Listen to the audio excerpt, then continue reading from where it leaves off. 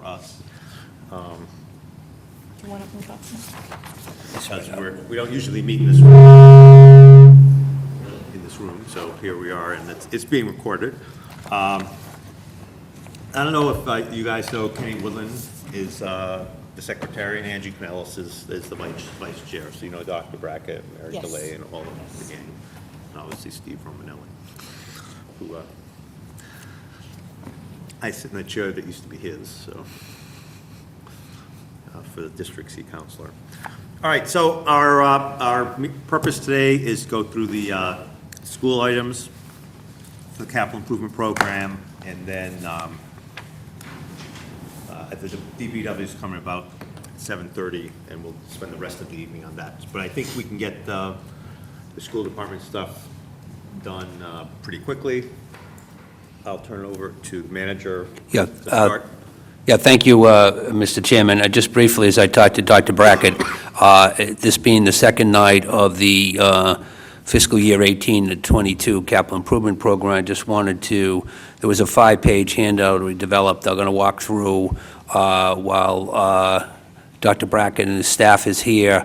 Just the first 3 pages very quickly. As indicated on page 1 of the January 24 document, the fiscal year 18 to 22 general fund totals $368,343,100, which is an increase of $227,986,300 over the fiscal year 17 to 21 capital improvement program. You'll note, as indicated throughout the document, that the potential renovation, reconstruction of school facilities totaling $204.2 million is included in the fiscal year 18 to 22 capital improvement program, with a funding source to be determined except for the $1 million in fiscal year 18. The 203.2 is intended to serve as a placeholder to generate community discussion regarding the broader long-term capital needs at all school facilities. If you turn to page 2, it shows you with the removing the $204.2 million, it's without the potential school renovation reconstruction.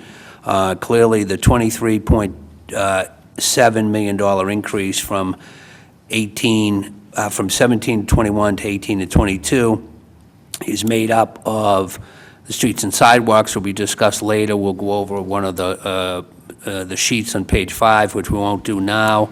Additionally, the schools at $8,181,000, not including the potential school renovation reconstruction. This is a very high-level issue. It's my understanding that the Director of Business Services, Mr. Lay, will be going over in much greater detail. And then Public Works is actually a reduction of $2,171,500. If you turn to page 3, and this will be my last statement prior to bringing on the school department, you see the two different, the references 18 to 22 and 17 to 21.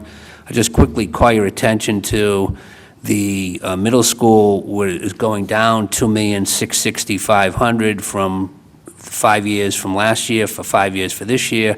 That's related to an item that was for the middle school windows in the current fiscal year 17, which is line 195 and 196 for $3,089,000. If you take that out, the middle school would have been last year $1,943,700. And additionally, which certainly Mr. Lay will talk and Dr. Brackett, if you look at the high school at $11,006,500, that's an increase of $10.2 million. I call your attention to 2 items. One is the windows project of $8.3 million in line 207, and $1.2 million for replacement of boilers. That's $9.5 million. Certainly, as has been discussed before, those projects would be, it would be an either or. If we went forward with the school committee and the town council with an SOI moving forward with a high school, those projects wouldn't necessarily be done. So that's kind of my broad, high-level overview, Mr. Chairman, Councilor Canellis, Councilor Woodland, before the school department makes their presentation. Mr. Chairman. Thank you. Okay, any questions, or should we just have the school department get started? Yeah, I just want to introduce Mary DeLye, who's going to be doing the majority of the presenting tonight. She's He's an exceptional interim business manager, and we've been very happy with the reports she's been giving for the capital budget and helping us to keep moving forward with building for the future and creating placeholders in the budget for these. I'm going to sit here. Yep.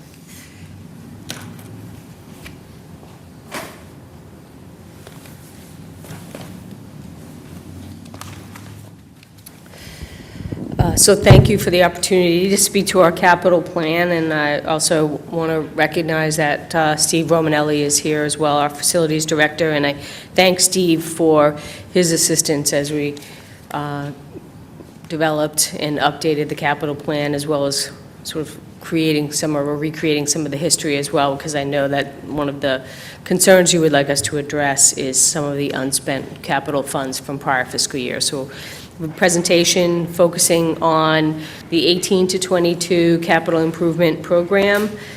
So we're going to review the request with a particular emphasis on what we're asking for fiscal year 18.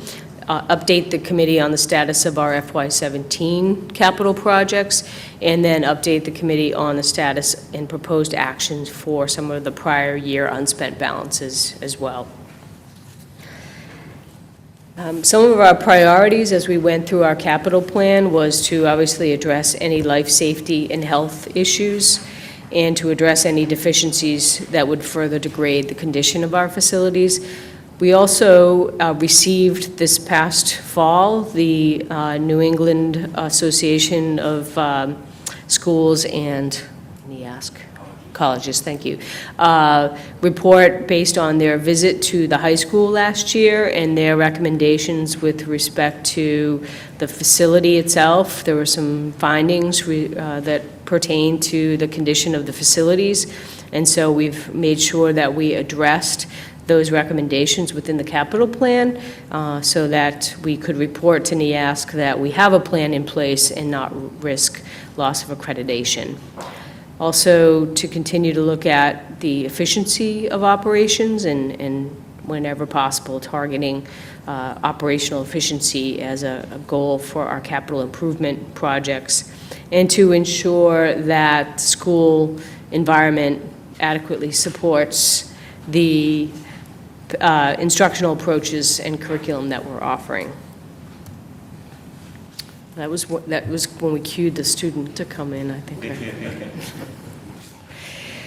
In terms of the NEASC findings, I thought it might be helpful to, and we can certainly share the full report with the committee, but the committee expressed some concerns with regard to the facility condition. They expressed those concerns as it pertains to the standard on community resources for learning, one of the many standards that they look at when they do their site visits.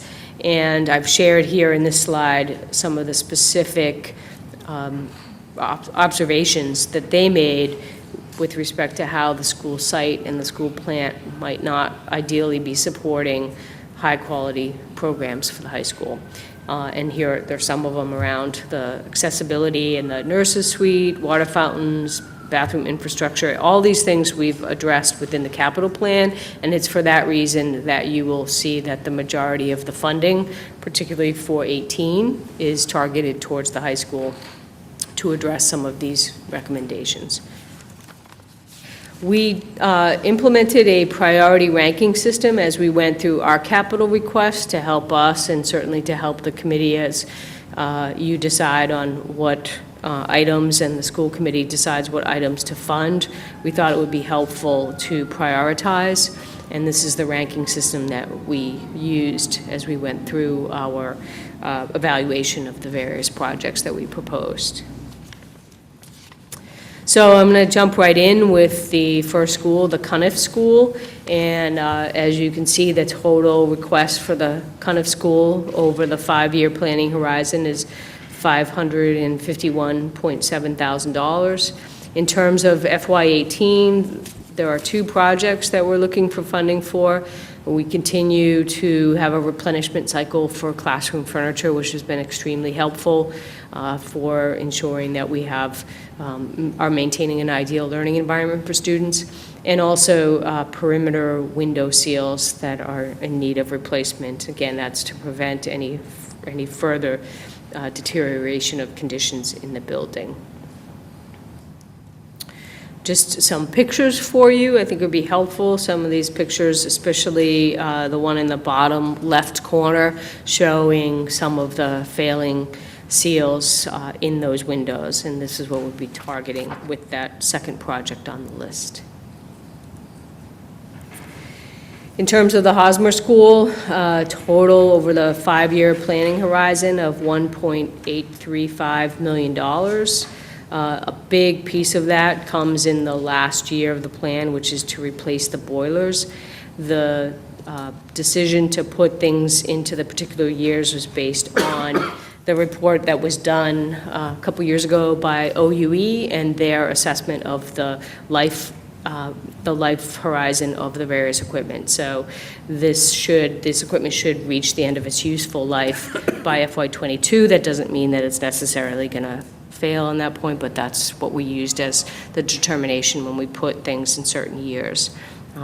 Similarly, the emergency generator in FY21. For the upcoming year, we're just seeking funding to continue the replenishment of the classroom furniture. We do have in FY19 funding for windows at the Hosmer, and again, you can see here some of the pictures with respect to some of the failing perimeter seals that we would be looking to address in that particular year.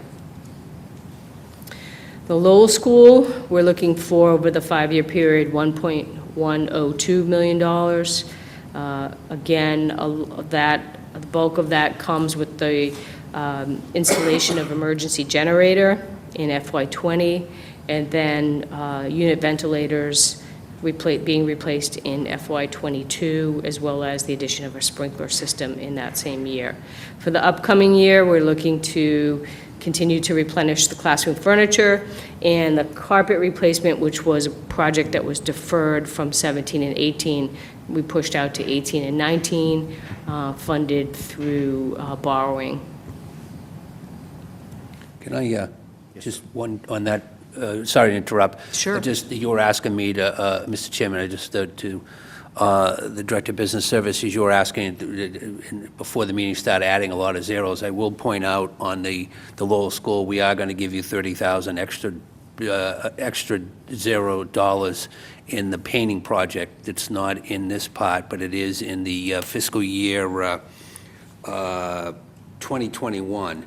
That was some thank you, yes, I There's did. some discussion that you had with Mr. Tracy, so you wanted a lot more zeros on the end, but we are going to give you 30,000 zeros on that, so that what's in the CIP is $1,132,000. Thank you. And that was a kind of a last-minute adjustment Addition. that the Director of Business Services made with the Mr. Tracy, so. Yeah. And on that, there's also the school before that, the Hosmer, was 1,835,000 you listed. We have in the CIP 1,865,000. There's another 30,000. There's another 30 for that, okay. Another painting, and that's in fiscal year 20. 20. So far, they're up additional $60,000. It's a great night.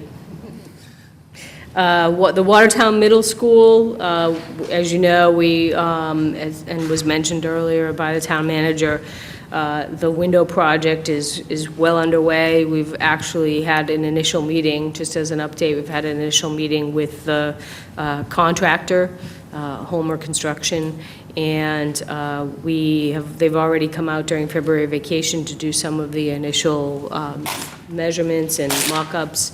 We've picked the window frame color, and the order should be placed sometime in the next week or so, putting us on a good timeline to be able to make sure we have everything in stock to start the project at the end of the school year, so just as we head into summer. In terms of the future projects, $2.372 million for the 5-year planning horizon. For next year, we're looking at classroom furniture. I think that while there are some things that we certainly would like to address, as quickly as possible. I think that the window project, because it will spill into the fall, I think is probably about as much as we want to put on the middle school for this current fiscal year in terms of construction. At the high school, as I mentioned earlier, you can see that we have a lot of projects in FY18, the classroom furniture replenishment, the hot water heater. We actually had to replace, on an emergency basis, a hot water heater this year. So this is the second, I believe, hot water heater. And so we're going to replace, I think it's best to replace that one proactively instead of waiting for that to fail. Windows, I have some pictures to share with you later. This is not a wholesale replacement of windows. That obviously would be a multi-million-dollar project, but we've identified windows that are in the worst condition, about 30 or so that are in the worst condition. So this would be replacing those, just those windows that have truly failed. The seals have failed, the gases are leaking, and you can see that in the condition of the windows. Carpet replacement, this carpet is for the main office, the library, and the auditorium. I have some pictures of that for you. Also auditorium repairs for next year. Roof repairs, not a full replacement of the roof, but just to patch certain areas that were identified by the on-call architect as in need of repair. Main office, air conditioning, the air conditioning that's there now is not, the capacity is not sufficient to actually cool the space, so we want to address that.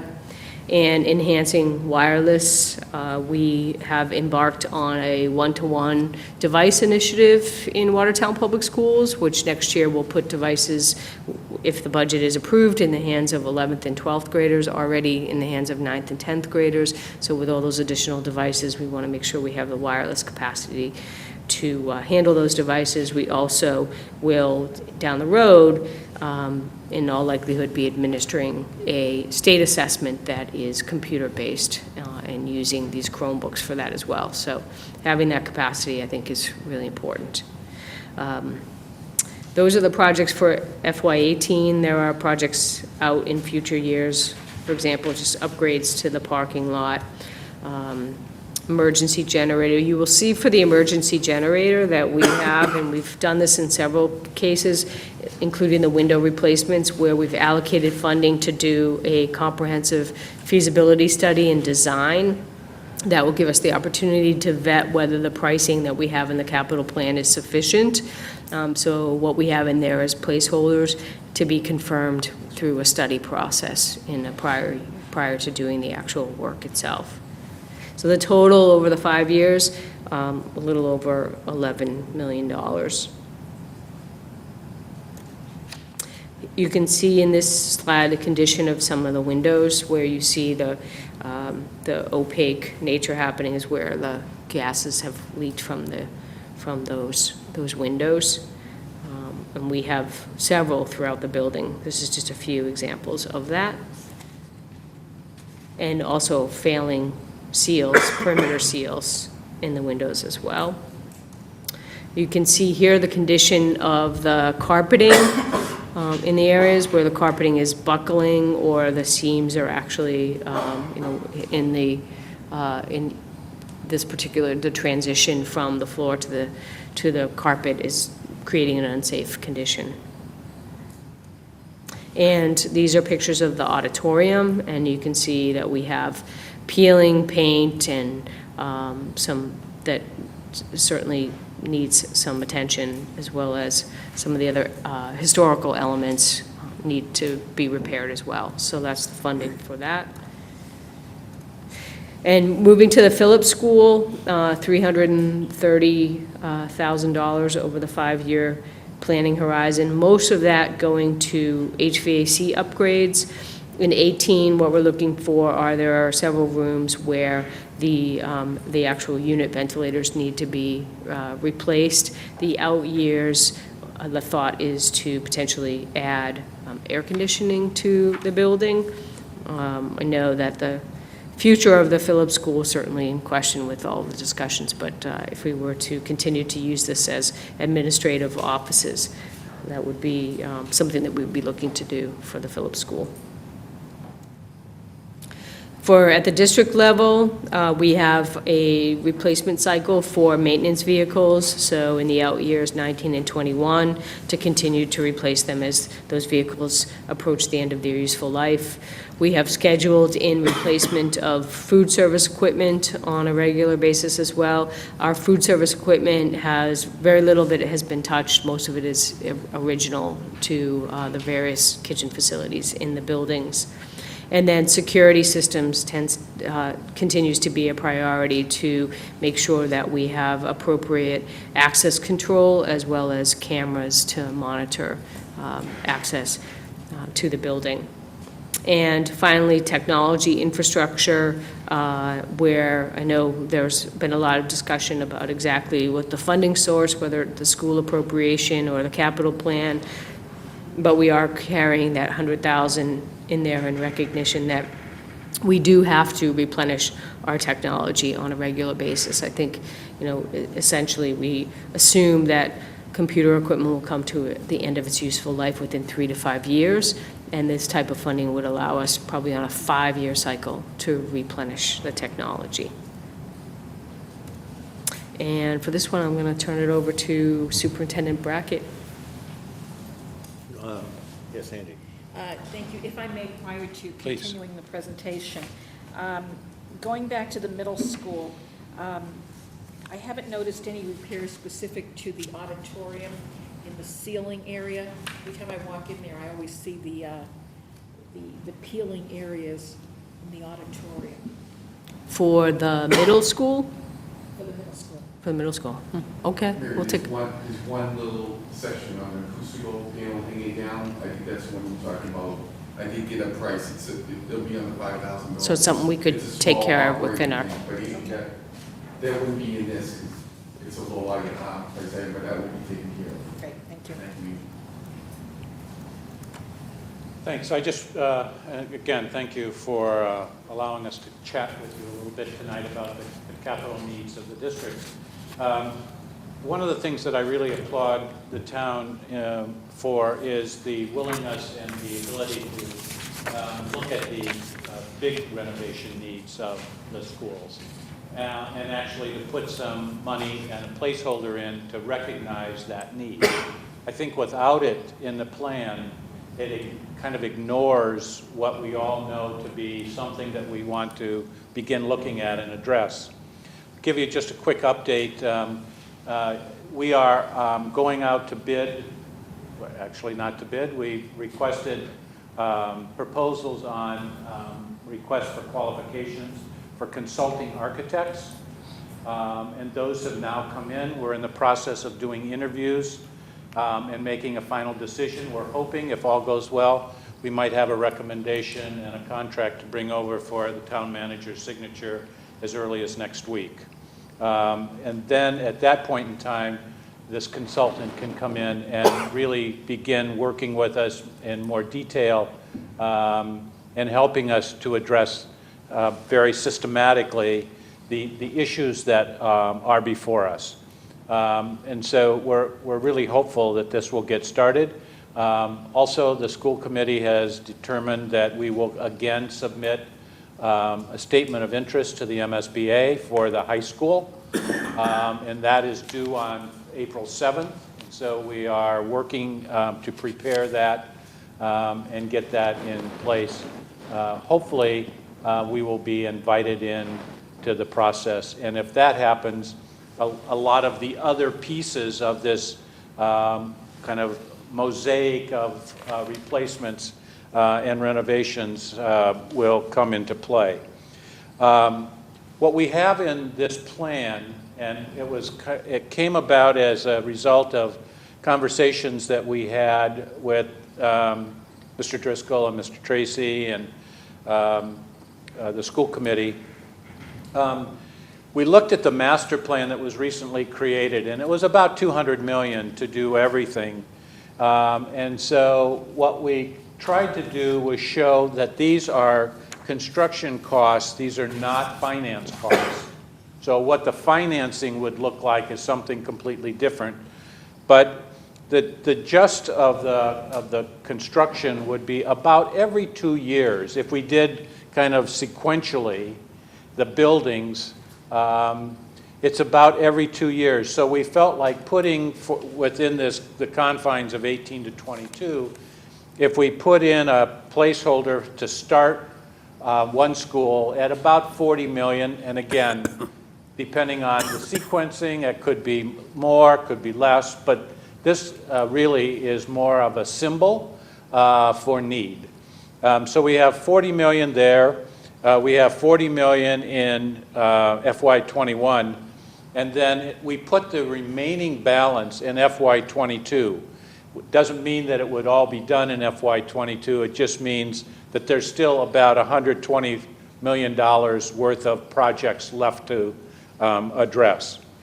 I also wanted to call your attention to the $1 million that we put in for planning and design. Again, that's a placeholder, and we will know more as we go through this next phase of working with the consultant in terms of, again, when we start and the kinds of designs and planning. So that's a placeholder. It may be in FY18. It may be in FY19. It may be split over the 2 fiscal years, and it may be something less than that. But we felt that that was a good estimate to incorporate consultants as well as actual design and architecture. Just one last question, and then I'll turn it back to Mary to complete the presentation. We are including the Phillips building now as we take our next steps.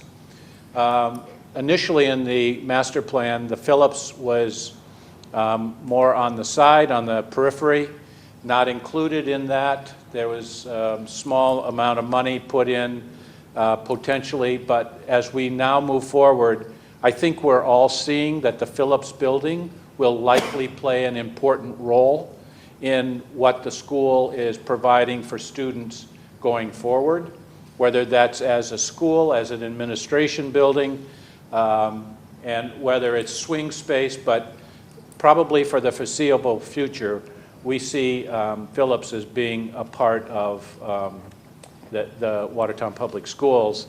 So as you saw in our presentation on the capital improvement plan, we're starting to maintain and we are being very careful to maintain that those systems and the envelope that provides that building. So I'm happy to answer any questions about this. Just wanted to update and thank you for putting this kind of attention to this. I think it also starts a conversation in the community, which is so vital as we move forward. So, questions? Committee members? Manager? Yeah, Mr. Chairman, I wouldn't say a question, but more of a compliment to Dr. Brackett and the school committee and the school department.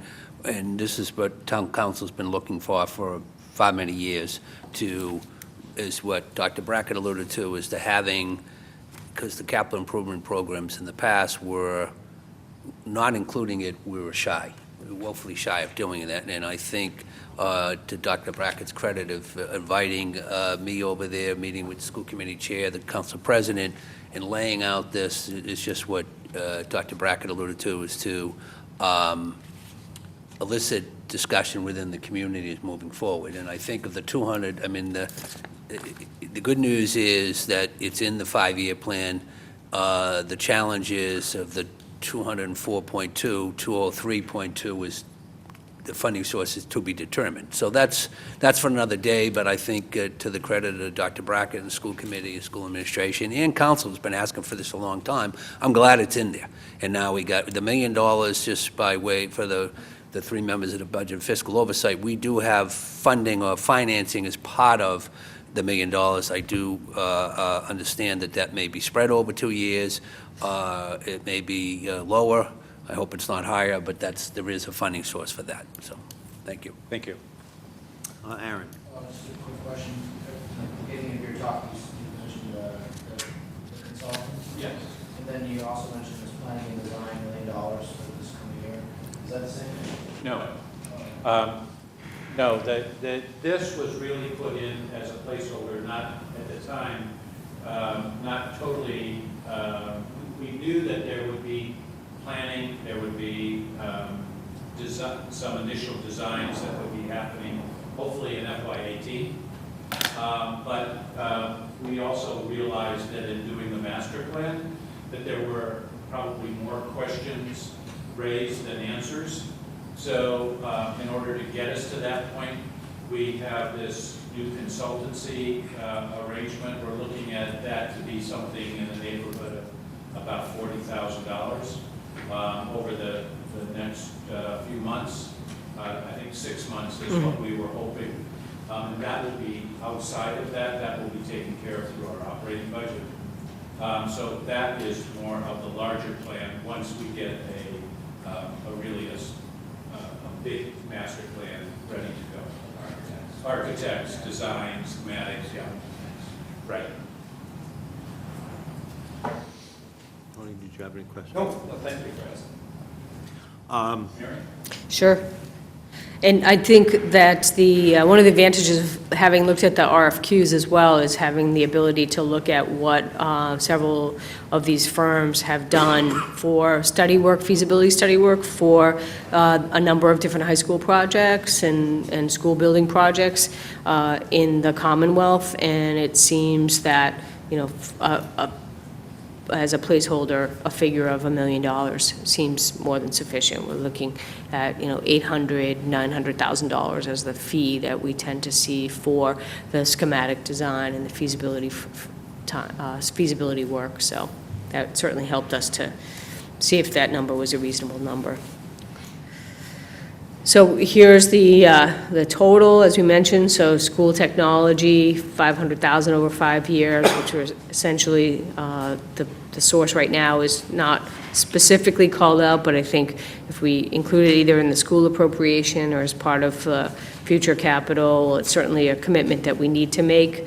There is I'm guessing 2.173 with the two additions of the two $30,000 painting projects that's coming from tax revenue over the 5 years, the $203,200,000 to be determined, and then the bond revenue requests of $16.355 million for the total for the schools.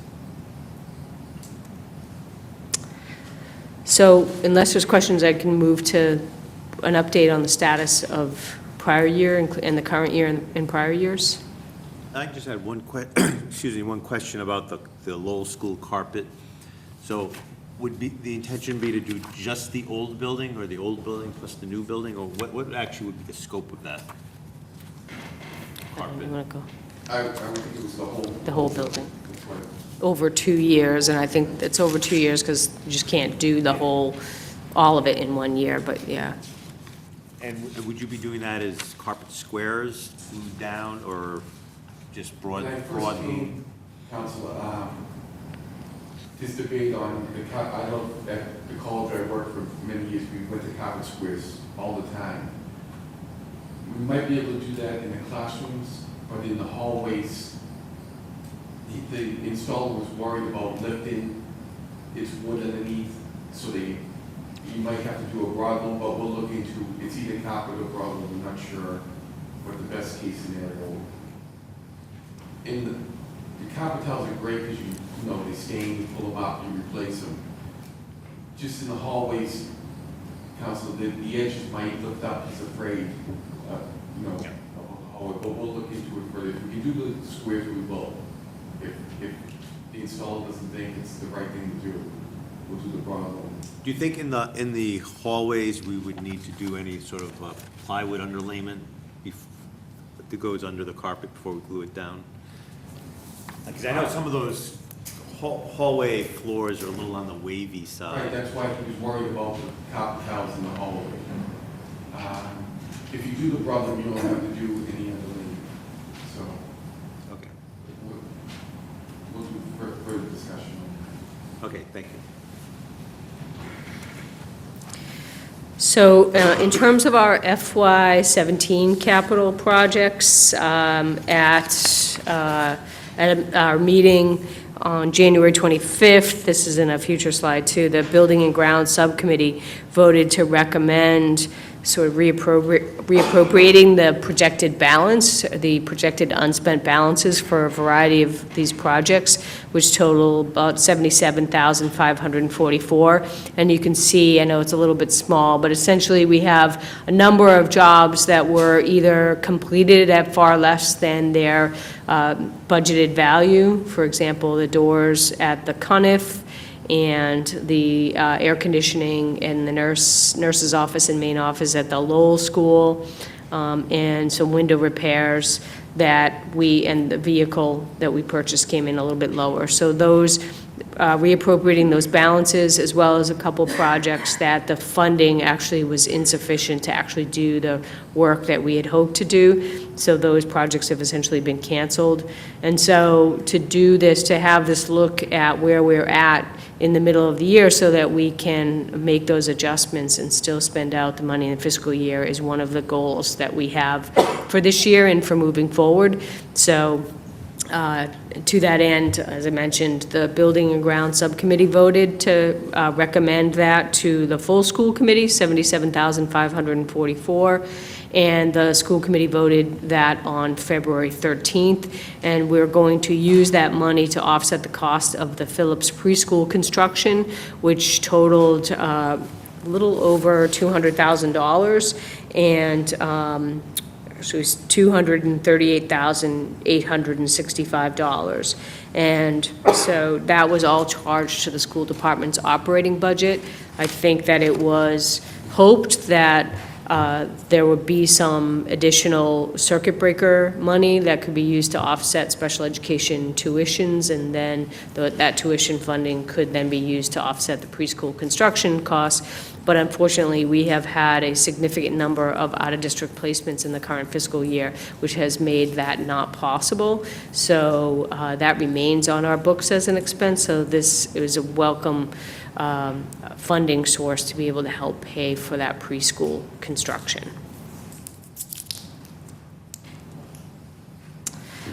I think it was helpful that in my research into prior fiscal years, 14, 15, and 16, it occurred to me that, and again, I'm new here, so I'm trying to recreate history and read some tea leaves, but it occurred to me that perhaps there may have been some confusion with respect to what processes we should be following in the school department if there were surplus balances in various capital project accounts. And Mr. Tracy sent a very clear email to my predecessor, Mr. Kellner, and made it very clear that any of those deviations should go through an approval process that would include the school committee, and then the documentation of the approval from the school committee would be then transmitted to town council, town manager, and town auditor, and then we could make those necessary adjustments. So that is the process that we are following, and that is the process we followed for the $77,544. The exception to this would be if any of the projects were coming from bond revenue, because it's my understanding that that would require a 2/3 vote of town council. So you'll see moving forward that we will have a need in the future to come before the council to make some of those transfers. And I apologize, the numbers are a little small here, but there were essentially two buckets, two sources of funding for capital projects in fiscal year 14. There were loan orders placed, so there's bond revenue, and then there was tax revenue that was used. And the bond revenue that was allocated was $207,000, and that included some work at the Cuniff School for walking path and gate, and some brick repointing. At the Hosmer School, the installation of air conditioning for the preschool and some drainage work out in front of the school, and some work at the entrance of the middle school, and air conditioning installed on the 3rd floor of the Phillips School. So that loan order was issued. It was approved in July of 2013, setting us up to be able to do that work in 2014. The work at the Cuniff School was completed. It cost a total of $22,450. So there was excess balance of about $18,000 that's still available in the Cuniff School. In addition, at the Hosmer School, what was discovered was that the rooftop equipment actually already existed on the top of the preschool, but there were some issues that needed to be repaired so that it could become operational. So that $60,000 was not necessary because the equipment was already there. Also, the drainage work, which was estimated to be $20,000, with the assistance of the Department of Public Works and their help in doing this work, came in far below the $20,000. $42,82 was the total amount. So there's $72,000 available from that particular project. And at the middle school, $45,000 was allocated. There is $22,507 remaining. At the Phillips School, we installed 2 split systems, ductless systems, in the Data and Innovation Lab that was created over the summer at a cost of $33,000. That leaves $7,000 remaining.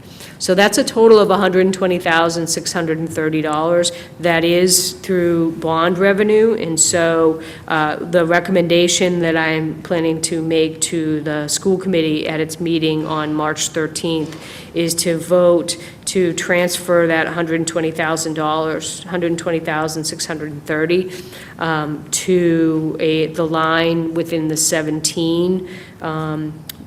2017 capital projects for funding even an additional amount of the preschool construction. So if we applied that, that would bring the remaining balance of the preschool construction down to $40,691. So a total of $198,000 of the $238 would be offset from 17 and 14 fiscal year funds.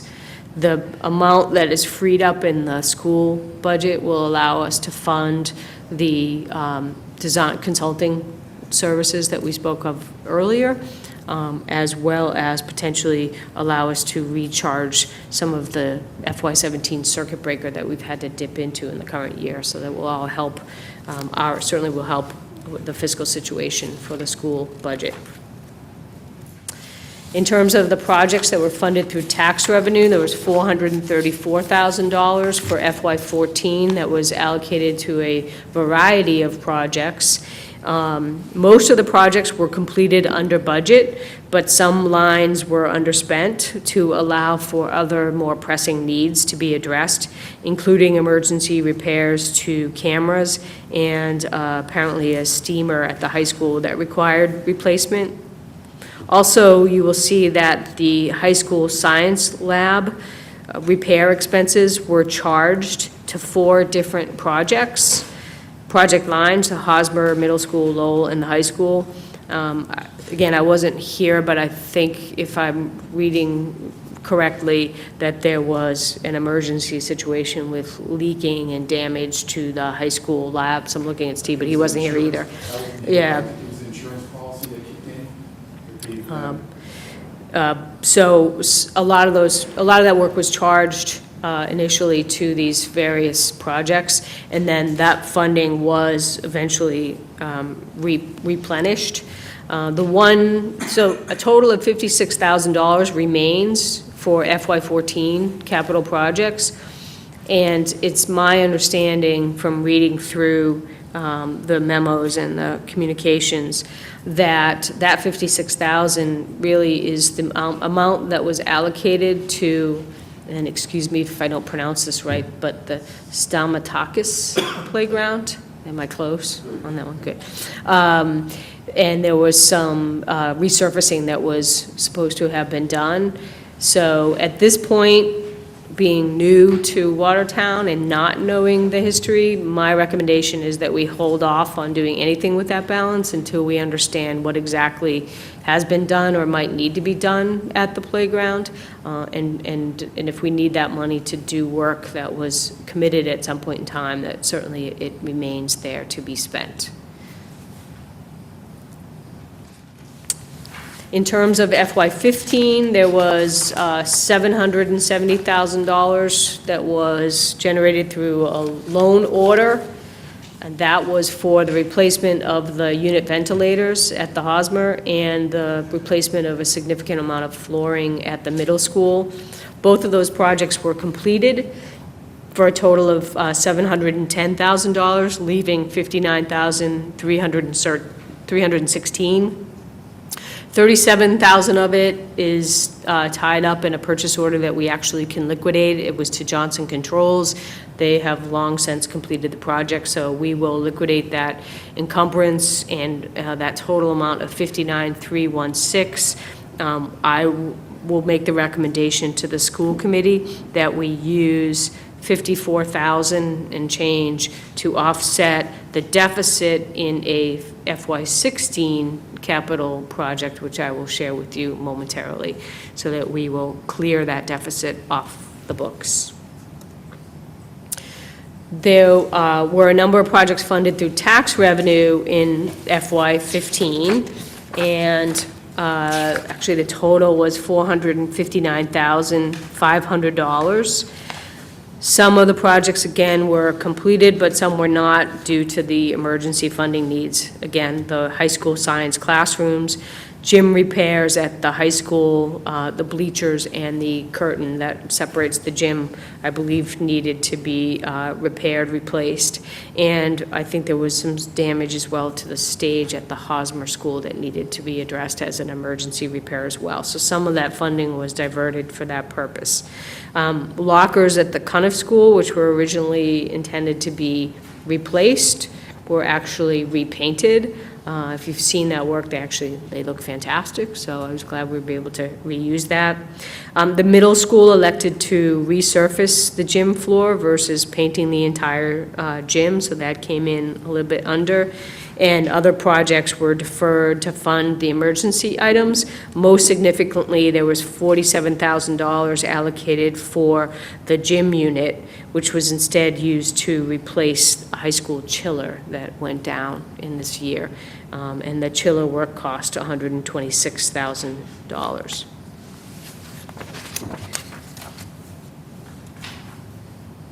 And let's see. The other projects, let's see, there was emergency lighting replacements that did occur that used actually insurance funds. Parking lot was deferred to pay for the Hosmer stage repairs and the science classrooms at the high school. And the high school auditorium drop ceiling expense was deferred. That didn't happen. And it was used to pay for security, as were the security cameras that were funded. That money was used instead to fund the bleachers, the science rooms, and the chiller. And similarly, the Phillips project work was also deferred to help offset the high school chiller. So there is a remaining balance in FY15 of $32,322, and I will make the recommendation to the school committee that that remaining balance be used to offset the additional cost of the preschool construction. So that will lower that liability as well. In terms of FY16, there was, as you know, there was $3.313 million that was bonded for the windows. Very happy to report that the construction costs, which originally were budgeted at $2.986 million, the construction contract was awarded at $1.693 million, so significant savings that should bring that project in significantly under budget. I should knock on wood. Of course, there's a healthy contingency in there as well, but I think that project is in really good shape for us. It's my understanding, again, trying to recreate history, that there was a plan to potentially have a loan order issued to fund Hosmer sidewalk and sidewalk repairs and a stair replacement to the parking lot to the tune of $75,000, as well as a loan order for expenses to do some renovation work at the middle school science labs. Those loan orders were not issued, but in the case of the Hosmer, the work was done, and it was done at a cost of $42,993. That was sitting in this bond revenue account, and so we just made the transfers this year to take that expense out of this and put it into the tax revenue accounts for FY16. That's what it added to an already existing deficit of $11,000 and created a $54,000 deficit. And again, as I mentioned earlier, we want to take some of the funds left from the prior fiscal year and transfer it to offset that, so we would clear that deficit. And that would be my recommendation. So here is the FY16 capital projects funded through tax revenue, and as you can see at the very bottom, $11,096 is the deficit. The bulk of that deficit comes from the $50,500 or so that was spent, again, on the high school science labs. So, again, the total right now is closer to $54,000, but if we get the votes to use that prior year's balance, that should clear all the deficits. It should go a long way to taking the expense of the preschool construction off of our operating budget and allow us to kind of move forward. So this is just a summary of all the different transfers. I've kind of spoken to all of these as we go in terms of what our proposed actions are. So we would seek the vote of the school committee where necessary, also come to the town council for a 2/3 vote, and we'll be doing that, I think, at the meeting of the 28th. We'll go to the school committee on the 13th. We're going to be here anyway on March 28th, hopefully with a statement of interest and a vote on that, and hopefully clear up these votes as well. And so in terms of moving forward, I think I've certainly observed, made some observations about ways that we can improve moving forward. We want to make sure that we obtain a clear schedule from the town auditor for when he needs information for us for loan orders, get the timelines and the deadlines so that we're all on the same page. We want to continue to use the practice of using object codes to differentiate each specific project. That wasn't done in the past. It was just lump sum amounts in each school. So that has greatly, when you look at this list, for example, each one of these has a different object code. It helps us to be able to track the expenses for each specific project. So we're going to continue that best practice. Provide regular capital project updates to the Building and Grounds Subcommittee, and related to that, seek transfers in a timely fashion. If we know there are surpluses, let's deal with them so that we can use the money in that fiscal year for which it's appropriated, and then follow the procedures outlined by the town auditor for future reclassification of any project deviations. That's it for my... Can I just, Tom, so you've gone through all these with Mary, and you're in agreement with all this, Yeah. the numbers and the transfers as they plan? I am, and Counselor, this is a spreadsheet that it's attachment A that we'll be going through at the end of the day, at the end of the night. But that's just the one page of attachment A for the school department. And that was been given to Mary a couple different drafts over the last 3 or 4 weeks anyway. So yes, we're in agreement and agreed with the action. We had a conversation today, so nothing surprising to me today. Okay. Could I ask, very detailed presentation, could you email that to us? Absolutely. So we can put it as Sure. an attachment to our report? Absolutely, yep. Would appreciate that. Happy to. Mr. Manager. Mr. Chairman, members of the committee, I just have one question and one statement. The statement is thank you.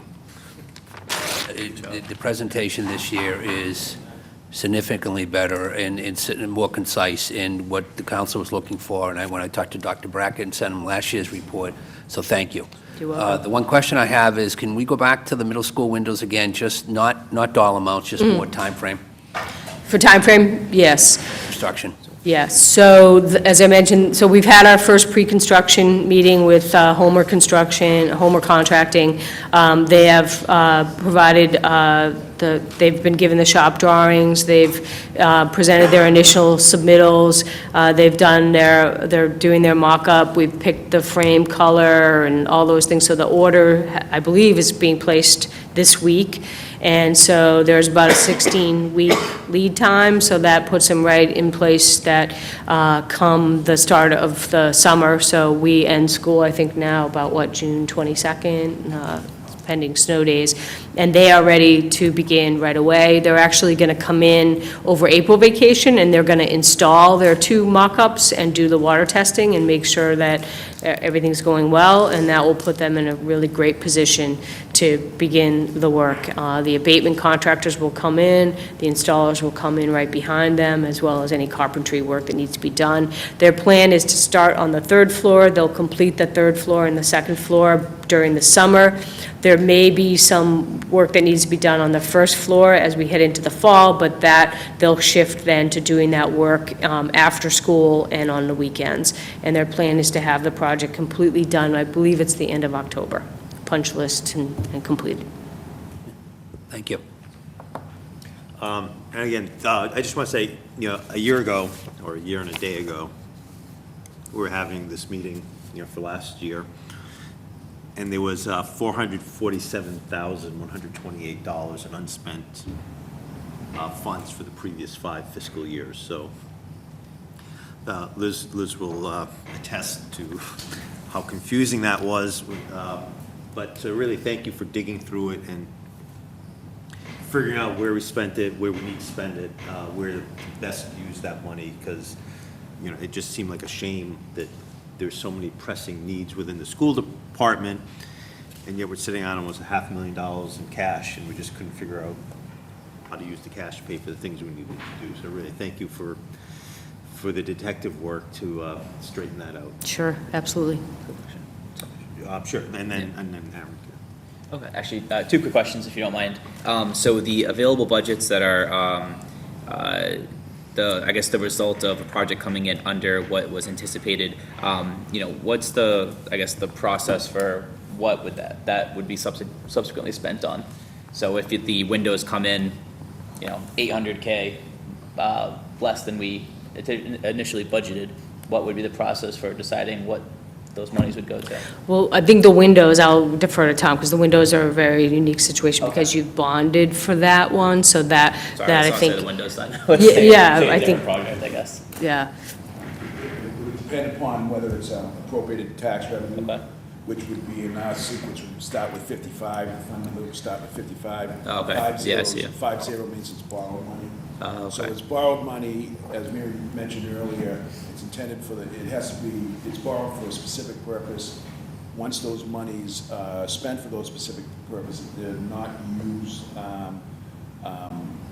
in total, what has to happen is it can go to the school committee for request and approval of a reallocation, but then, of course, the council, because they appropriated the loan order, would also have to agree with that repurposing of the funds by 2/3 vote.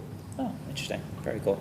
And the only other question. And the tax revenues is, the process we've established is, Yeah. as long as, because that money's been appropriated during the budget process, so the school administration just needs to get the school committee vote. Yeah. What I requested is that we're told about it so that it specifically came from previous budget and fiscal oversight meetings when, well, we gave you this money, and now you're asking for it again, and there wasn't an explanation, well, we had to use this because there was another emergency, whether it was a boiler or a chiller. So by keeping us in the loop, that was the intent on the tax dollars to just inform us after the school committee has voted to do a transfer, just let us know about it so we can, we would know about it. We wouldn't wait the whole year before having this meeting and finding that out. Yeah. Oh, great. And so I guess before I ask my second question, yeah, I just want to reiterate, great job. This is great to see taking care of the 14 to 16 monies that were appropriated and finishing up a whole bunch of projects there. And this format's great. Also, with posting on the website, all the enrollment stuff and all the additional pieces is amazing. the most transparent I've seen for document production. It's a great piece, so keep doing that. It's awesome. You did mention that some out-of-district placements had increased this year, so I just checked out the numbers, and it looks like at least from just October, it's already up 5, and that could mean a lot of monies depending on where whatever the needs are of the individual children. I was curious, I guess, what's the criteria for if you guys need to tap into the stabilization fund? Like when would that come into the picture? I guess. That's a discussion for another meeting. Oh, okay. My bad. Not on this particular agenda, Okay. but that is something that Tom and Mary are working to finalize the procedure from a previous meeting. Oh, I'm sorry. Sorry, speaking out turn. My bad. I would just say, I think we agree conceptually, and the devil's always in the details, so we just have to kind of craft the language that captures exactly what I think we all understood.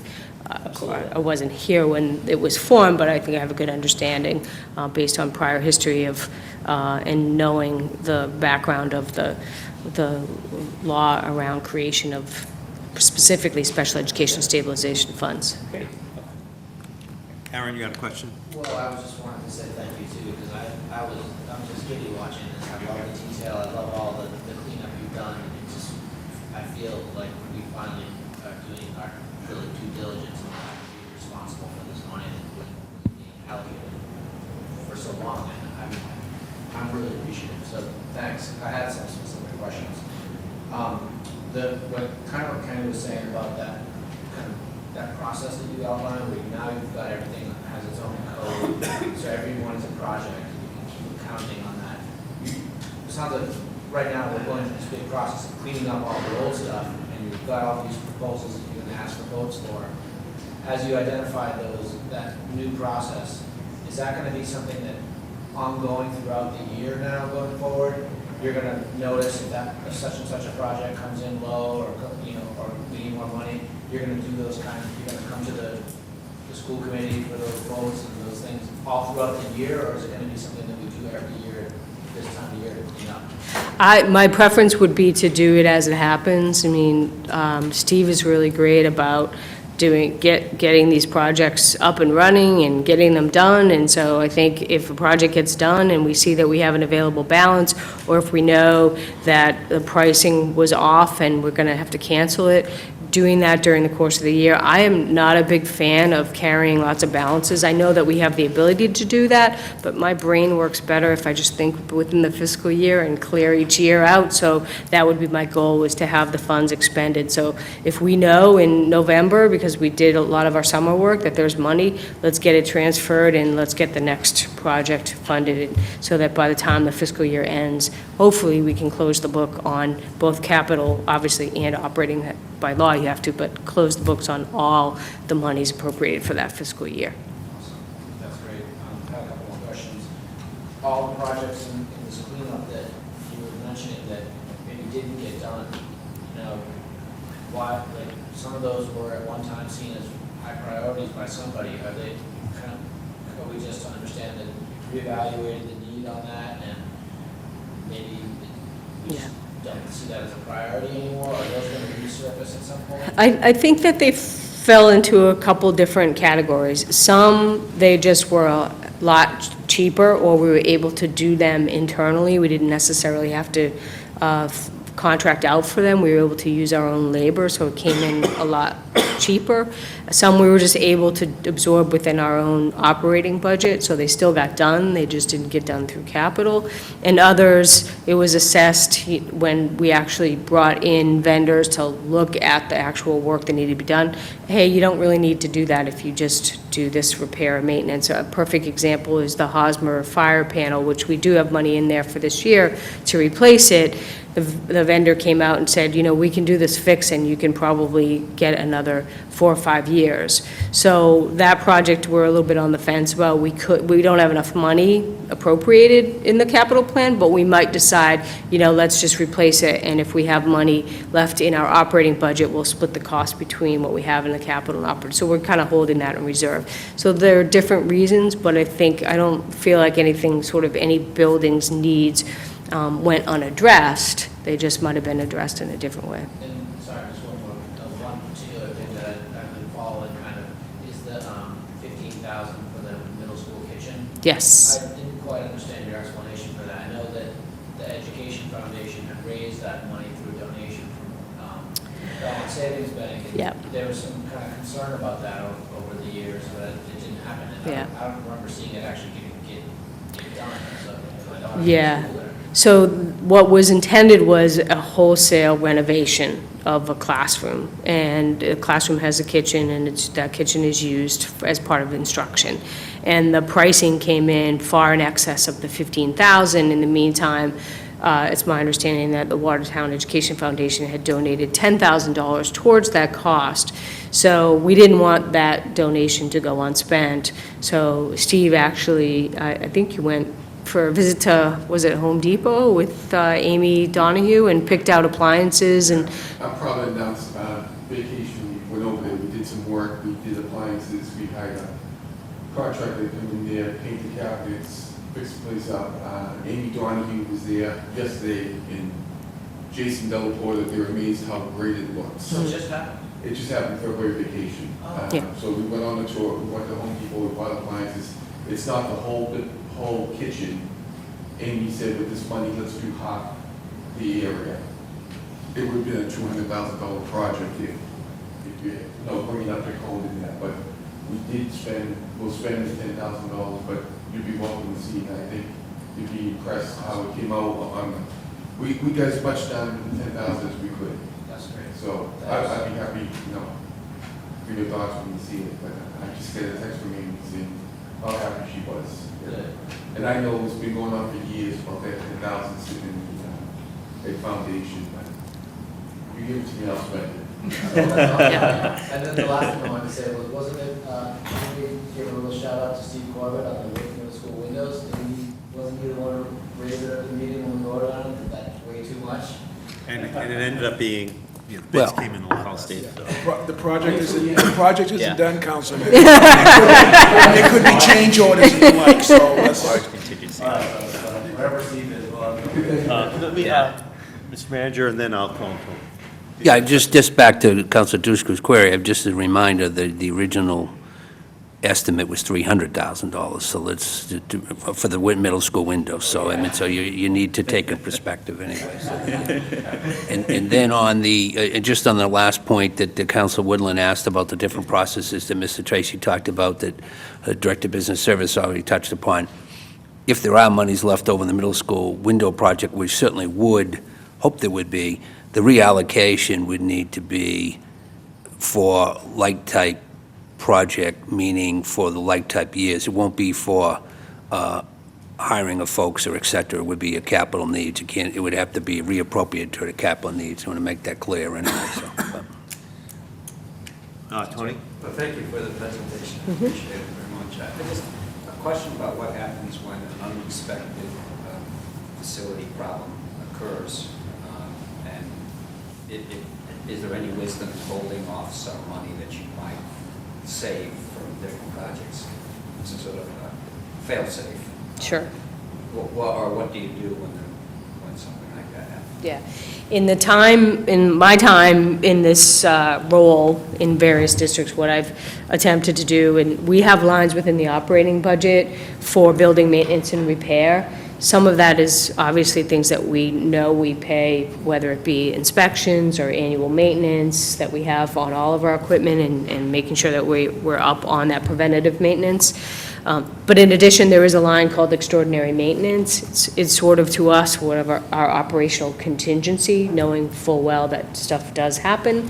A perfect example is the boilers at the middle school, which went this year. So we absorb that within our operating budget through that extraordinary repairs line. And typically, I think of it as about a 20% contingency. So if you've budgeted, for example, $200,000 for repair and maintenance, maybe you want to have $40,000 in that line. So I think a couple things. You want to make sure you have that extraordinary maintenance budgeted.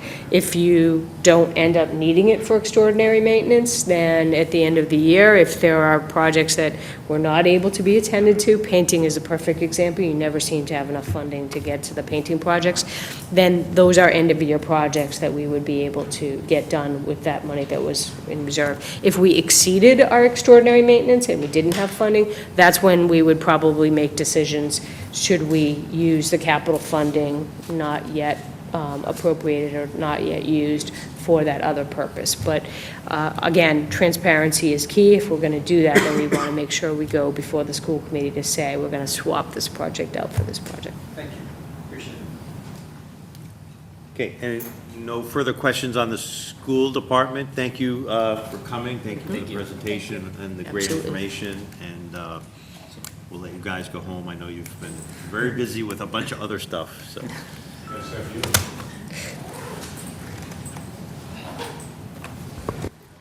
Okay.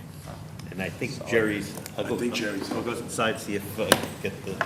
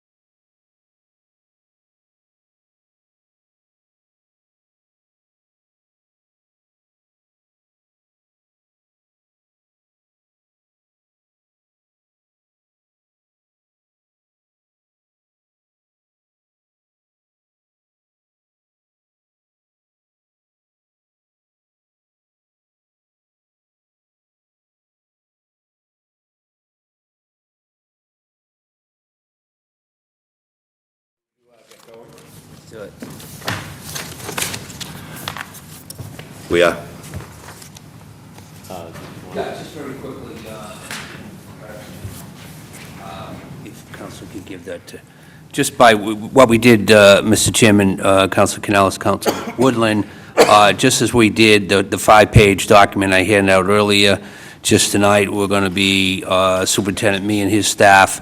If you, on page 2 of that attachment, just showing the 5-year for Department of Public Works General Fund Capital Improvement Program is $6,160,000. The last 5 years, 17 to 21, was $8,331,500, or a reduction of $2,171,500. Additionally, is Mr. Tracy, we walked through Superintendent Me and his staff. The other thing I'll point to, the streets and sidewalks, the $17,228,400 variance is, if you turn a couple of pages, we turn to page 3 of that, page 4, you'll see the various categories that Superintendent Me and Mr. Sheehan, Mr. Schuman, Ms. Moran will walk through. The only thing I would call your attention is the property and building, the $927,000 variance. That's a result of taking the, Mr. Tracy working with the Superintendent Me's staff. The underground dock is no longer in property and buildings. In fiscal year 18 to 22, it's in street and sidewalks. And just clearly, if you turn to the last page before the presentation begins, the variance from the 5 years from fiscal year 2017 to 21, now 18 to 22. If you recall, on pages 1 and 2, the variance was $17.2 million. There is 6 items that make up more than the variance itself, with particularly the Mount Auburn line 269, the Mount Auburn Street corridor, Irving Street, Coolidge Square to Cambridge line, that $15 million item. That was somewhat related to last year, longstanding monies to be determined. The Coolidge School, Coolidge Square was a $3 million item that has now been rolled into, and Superintendent Me and his staff will walk through. But there's kind of a summary of why there's a $17.2 million change in the 2 5-year fiscal year capital improvements program. So I'm going to turn it, Mr. Chairman, back to you, and I'm not whether Mr. Tracy or Mr. Me or Mr. Sheehan or whomever. So thank you. Mr. Chairman, I don't know whether we want to go line item like we did at the previous meeting, when we did most of the other departments, and have Mr. Me jump in as needed. We'll do more of a concentration on fiscal year 18 than anything else. We would start with the so-called color chart. And we would start with Public Works Administration, and line item number 64 is the parking meters, and the remaining 263. As a reminder to the committee, last year, fiscal year 17 was the first year of the parking meeting monies, and try to redoing the parking meters. This year, fiscal year 18, there's $186,000, and it's a new funding source. Just a reminder to the council, we have a parking meter fund, and that's where we took the first year's money, and we would take the second year's money out as well. And the other item with under the administration part of Public Works is it's out until fiscal year 22. It's the DPW building, sidewalks, and parking lot. That's related to the facility assessment study, and it is out there, out until the 5th year of the report. But that is one of the items that the facility assessment study on-call architect brought to our attention as well. Before I go on, I will say again on the facility assessment study, one thing that's not in here, and you actually will see it when we do get the report out to you. The facility assessment study, they did talk, and the Public Works Administration is in agreement, needing to do something with the main entrance and actually the flooring, in particular, the flooring of the main entrance and the flooring up in the emergency room, and we would be using some of the monies that are still left over from the DPW building account, and we would address those right away. We're going to try to address them this spring and this summer. I put that and make that, mention that because it would probably come under the administration area of this CIP. If no question, I'd go on to the next item, which is Central Motors. Ask a question, sorry. Yes. About the parking meters, is that still kind of, you're thinking about the new treasurer taking that on? I think there's a lot of variables that go with that. I think there's, the parking meters, I think it has some bearing to do with the community path, and when we get the street and sidewalks, there'll be some discussion with the community path as well. I think that's where a lot of those moving, there's a lot of variables on that. Central Motors, line item number 69 is inspector vehicles. As the council may remember, we would do two, and then we would do one, and it would be 70, 35, 70, 35. In talking to Mr. Me and his staff, we've now changed this to be 70 a year, basically 2 a year, and that's partly because of, or mostly because of the increase in staff that we've done via code enforcement and the like. So we've had some more needs for some of the employees to have their own vehicle or assigned vehicle from the fleet management company that, well, not company, but system that the DPW maintains. The fuel management system for $40,000 is an item that is in for fiscal year 18. I'd let the superintendent speak to that. Councilors, thank you, Mr. Tracy. Fuel management system is at the fuel pump, which monitors who gets fuel, entry, a key system enter into access to pumps, as well as an underground tank system, tank monitoring system there. We've talked about this a little bit in the past, and we've held off trying to tie that into what we've recently purchased as a fleet management system so that they interface. At the same time, we've been looking at some of the newer technologies at the same time that any new vehicle purchased from some of the state vendors, like where the police department purchases their cruisers or the fire department purchases their vehicles, they would actually be coming through with a collar on the fill neck of the car itself, so that when the nozzle is placed in, it would actually transcribe and document the vehicle type and all the necessary information, as well as the mileage. So it's kind of a benefit to us holding off trying to tie it into the fleet management system. But we do need to move forward on that. We've had numerous problems over time with it. It's been functioning well of late with some of the repairs we've done to it, but it is certainly time for replacement. Excuse me. Thank you. Just backing up again to the inspector vehicles, the $70,000. Are these vehicles going to be replaced, or are these new vehicles? Councilor, the answer to the question, I think as Mr. Tracy stated with some of the new staff members and requirements there'll be a combination of both. We have expanded the fleet slightly for the code enforcement officer, and we have had some requests for additional vehicles for assessor's office, for the assessors that's out there too. Recreation as well too. Building inspector. So I think customarily we have a listing of what we're going to do. I know that we did receive a sheet here, but I think it's important to know when we do replace vehicles and when we do add on, who's going to be assigned those vehicles. I think that's our intention, Councilor, most definitely. The next area is the highway section of the department, and for fiscal year 18, there's a $233,000 six-wheel dump truck and a $255,000 front-end loader that is in line for replacement. Councilors, the vehicle that Mr. Tracy is referring to is our vehicle number 52, which is a 2002 International. It's a combination snow-flatted dump truck in relatively poor condition. The year itself, 2002, basically states we've got the life out of the vehicle, and that is slated for replacement. Mr. President, Mr. Chairman, I won't go through the out years, but these are typical items that we have planned and see each and every year. Going to the snow and ice removal, the TRs, the $80,000, that's as you know, is an item that's right in the snow and ice budget.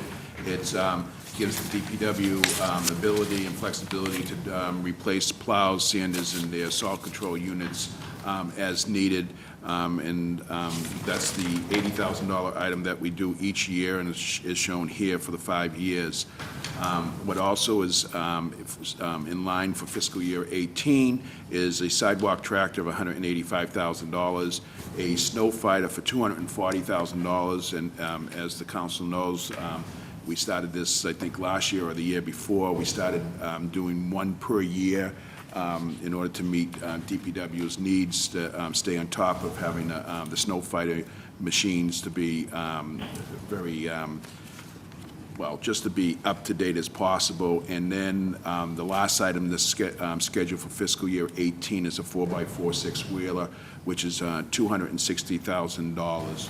And if I remember right, the blower attachment front-end loader, which is out in fiscal year 19, that has been moved out to fiscal year 19. I think if I remember right, last year we had it as expectation as 18.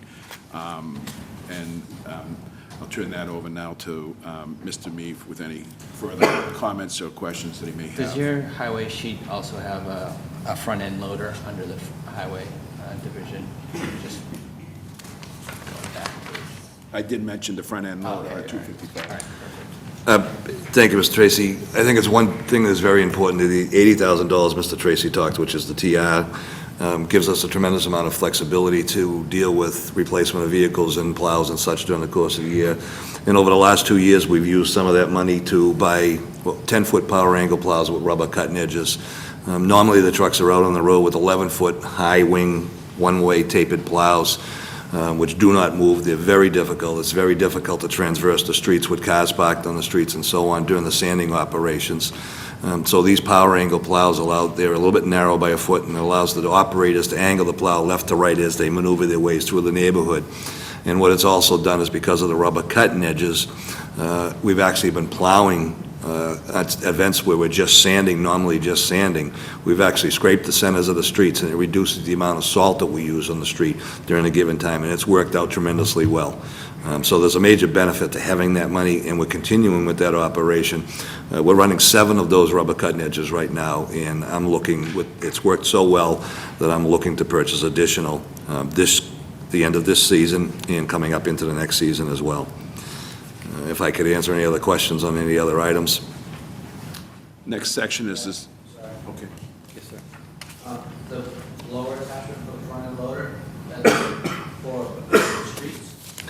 Actually, the blower that was in is a large, snow blower. It wouldn't be used for plowing the streets, but it'd be used for snow removal when if we have to run the curb lines or any of those items, or basically just hauling snow off the street to make room for it. So it's like it blows it back into the truck? No, actually, it's, I don't think we have a photo of it, but Dennis has a photo of it. But it's a front-mounted unit that mounts on the loader arms, and it has a blower that would blow into a truck off to the side of the front-end loader. The next area is the cemetery. There is nothing listed for fiscal year 18. The only item that's listed in the cemetery is there's 3 off-road utility vehicles that are planned for replacement each year during 19, 20, and 21. The property and building section of DPW, the item in fiscal year 18, worthy of note is the bucket truck of $100,000, and then a sign truck out in 19 for $90,000. Mr. Meek? Thank you, Mr. Tracy. If I might, I have it right in front of me, is the tree truck. So that's a tree truck, it's a 2005, and it's basically a 40-foot aerial lift truck with a chip box on the back that's used day-to-day by the Forestry Division for access on the trees. 2005, the age of the vehicle itself justifies replacement, as it's a hydraulic-operated vehicle on the top. It needs to be certified for aerial operations every single year, too. Excuse me. And I won't say it's in poor condition, but it is time to be replaced, and we're trying to replace it at the same time that we could potentially receive some reasonable trade value with it as well. Councilors, the other item is a stump grinder. which is basically a Rayco stump grinder. It's a 1999 model, which is towed by a truck, and basically they just back it up to this tree stump, and it has a rotating blade with teeth on it that grinds the stump flush below the sidewalk or the street level.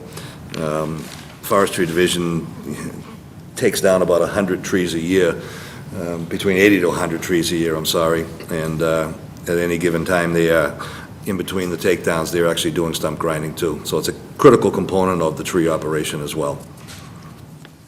Be happy to address any other questions. The other stump grinder now? Is replacing this 1999 stump grinder.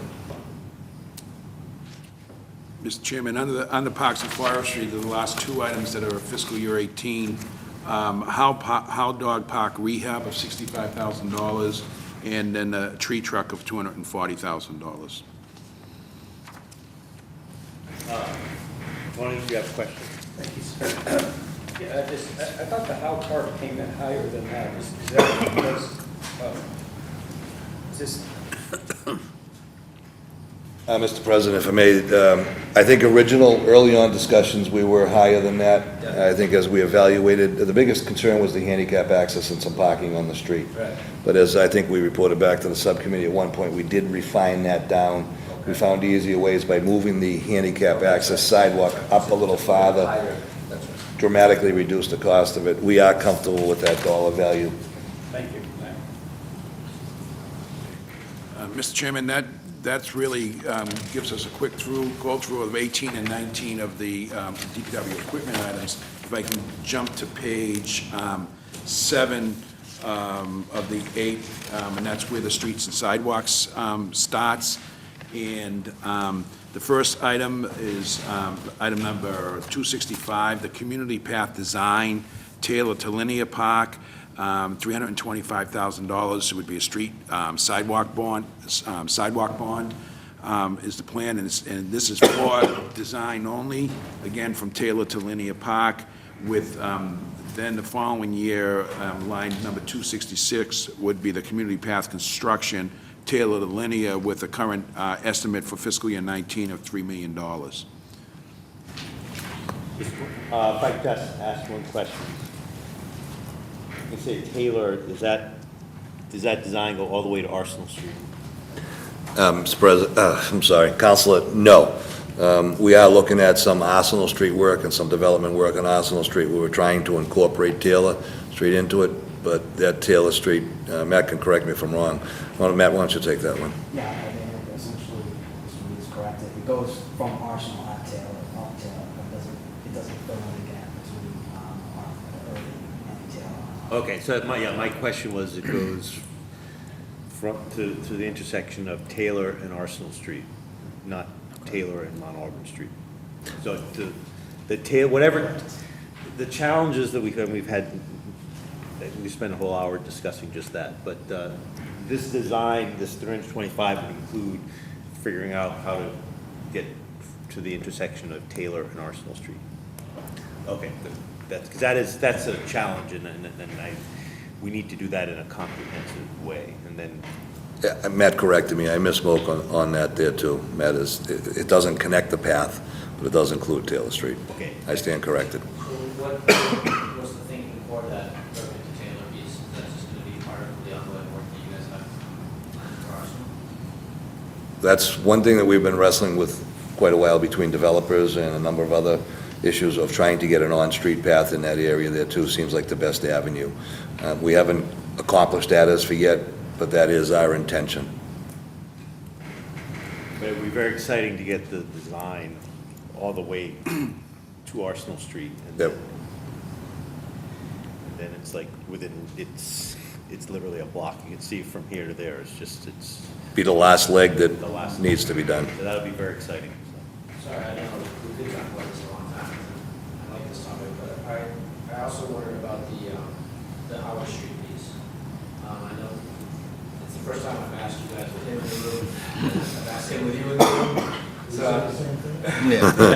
so I kind of want. Can Steve and I talk for a minute? I understand it's paid for. Are we going to just wait till that project's done, so we really? Well, that's part of it. The The other thing that we still need to do is finalize the permit in Cambridge, which we had some back and forth with them in terms of permit language, but I don't think there's a big hitch there, so we should be able to finalize that. And yes, we do have all the contributions to pay for construction from Main Street to Main Street. Do you think that's something that's gonna be happening this year? Is that something we usually do this year? Just, if I could just add to that, I think Mr. Baboon has been gracious there too, as I also have some concerns about the property there too, that we're being extremely constricted in, our only storage area. So, I mean, we're trying to figure something out with that. Mr. Magoon and myself have had a lot of discussions on that. I'm not sure that with all the other activities that are going to take place this coming year, if it's wise to attempt that, because you have to remember that all the activities we have in the street end up being activities at Harwood Street in that lot as well. So it'd be extremely complex there too. Staging lot, yes. So, it's an honest answer. Yeah, no, that's good. I mean, I'm excited about that happening. We haven't paid for it, so I'm kind of disappointed, but I know we need the space, so. I think when you value engineer the amount of work going on in the street and what we have there too, and you need to value that piece of property as well. And I think that our intention is to do it, but I think we need to have some issues addressed first and figure out the direction. I didn't realize the plan was to eliminate that property from staging altogether. I thought you guys still kept on. It's not good, But it constrains it pretty considerably. If we put the path and parking lot at either end, what's left is much smaller and constrained. So it would still be there. Ultimately, it probably doesn't make sense for it to be a staging area. So I think part of what Jerry and I have been talking about is, it doesn't make sense in the long run if we're going to really constrain it by putting a community path next to it and community parking lots at either end. Does it really make sense to continue that as a staging area? It really doesn't. So we need to start the process of finding an alternative for staging area. We've been looking at it. I don't have a solution yet. but No. Working on it. Mr. Chairman, item number 267, entitled Belmont Street Sidewalks with Cambridge, it's $200,000, it's Chapter 90, it's in fiscal year 18. It is new this year. Mr. Mee, could it further explain? I think we've had a lot of discussion about that there too, is looking at Cambridge doing a project in an area, and we would be contributing our portion towards that construction, which would be administered by Cambridge there, and that value is the $200,000. Matt works closely with Cambridge. I don't think we have an update on when the project's moving forward, but it is part of a lot of their comprehensive design for the area. So if I may, can you tell us exactly the area? Because I know that the Belmont Street to Pello Road corridor project stopped at Brimmer Street. So will this Yeah. start at So this Brimmer? would be stopping at the end of the Belmont Street project in Belmont, and going just shy of Auburn Street. Not 100% positive on that, but basically encompassing all the Watertown sidewalks. And it, as Mr. Lee said, City Cambridge actually owns the street, the town only owns the sidewalk. And I think, working with the Public Works Subcommittee, we were kind of tasked to reach out to Cambridge, and they were actually very interested in proceeding with the project. So we've gotten a lot of positive feedback from them. They're actually funding the design by themselves, or a joint design, but they're funding it. And they're going to have us involved in the design process and ultimately any outreach that goes along with that. Are there any of the sidewalks that are in Cambridge? Well, it'll be both sides of the street. It's a, they're going to take a complete streets approach to it, so it'll be the entire street. We would be contributing to the Watertown sidewalks. But I'm sorry, if I may, so is the sidewalk on the northerly, on the southerly side of Belmont Street, is that all Watertown property all the way down to the intersection of Belmont and Mount Auburn? No. I believe, actually. Bremer. St. Mary Street. I think, Well, actually, there's portions. no, I think it does go all the way. The line zigzags a little bit, but I believe it's basically to Mount Auburn Street is Watertown on the south side. We don't own 100% of the sidewalk. If you have a 6-foot wide sidewalk down an area, the line transverses down the street. So are there going to be any trees planted or any tree pits included We're so in such the initial stage, I can't answer that with certainty, but it's going to be a complete streets project, like some of the other projects we're doing. So we'll be looking at street trees, we'll be looking at bump outs, we'll be looking at ETA impacts and potential parking impacts as we do on bike facilities, as we do on all the projects. Working with Cambridge. Thank you. Thank you, and thank you for putting that in, that we raised that issue about 4 years ago, and, the project just ended at Brimmer Street, and it's, the next 3 blocks, could we just get it done? So thank you for taking the initiative. Line item number 268 is the Watertown Square traffic signal and surface maintenance. Again, this is a new item, and it isn't until fiscal year 19. It's $2.3 million as an estimate, and the funding source right now is a TBD. I'm sorry. Yeah, Tony? Could you just talk a little bit about that? I mean, what are we doing in Watertown Square, and that's going to, this is the first I've heard of this one, unless we missed it at the Public Works meeting. Just keep hearing about it from developers. What, Jerry, Actually, there's a lot that goes on with that. I think the intent is that, Watertown Square is in desperate need of a new surface for it, and new surface and pavement markings as well. And along with that there too is also, we're looking to add the smart technology for the traffic signals, adaptive technology, and video detection vector systems for Watertown Square, selective sidewalk replacement, and naturally some ornamental issues there from street furniture. do you do that without a design first? Or does this need like usual projects that need It's not going to be it's not full construction, so it's not going to need a regular full design with survey and grade and all, but I think we are going to design from a point of view the traffic system and the line striping and, pavement management for traffic management and the queues for the traffic. And there are some other issues that come up as we discuss this. We're now looking at conduit crossing sections of Watertown Square for fire alarm issues, which I'll bring up at a later date, and a number of other things there too. Is any of this covered by? Two other things that I think are important to mention as part of it. We talked about both directional signage in terms of wayfinding, but probably as important, at least in my mind, is directional signage in terms of overhead signage for Galen Street coming into the square, which I think will help a lot in terms of the operations. So this will be part of that as well. Is this being coordinated with the study, the Mount Elgin, I'm sorry, the Arsenal Corridor study? It's being coordinated with that and with the developer contributions that are coming in from various parts of Watertown Square. We've gotten a few pieces. So this is really an effort to take all that and coordinate it into one single project. Oh, thank you. Thank you. Item number 269 is, again, another new item this year. It's Mount Auburn Street Corridor, Irving Street to Coolidge Square and Cambridge Line. It is out in fiscal year +22.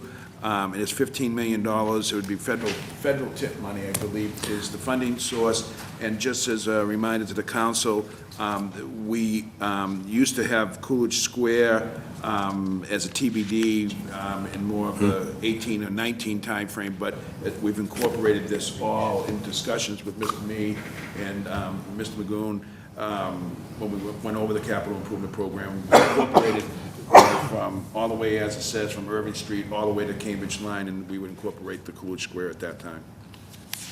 Councilors, if I may, to add a couple of things there too, is I think we all know Mount Auburn Street has been up for a lot of discussion and a lot of different opinions with reduction of the lanes, and not quite everyone understanding when we're talking reduction of the lanes, we're only talking on the travel paths, but not at the queues or the lineups for the traffic at the intersections. I think this project has seen some good results, and I think the last meeting we had was a positive meeting. There was some negativity to it, as you would expect with all these projects. But we listened to the people. We have all the comments that people made at the meetings, and we've actually listened strongly, and we have 2 other projects going on very close to us, a Fresh Pond study and the Arsenal Street Corridor study, where there is a different approach to bringing these projects forward.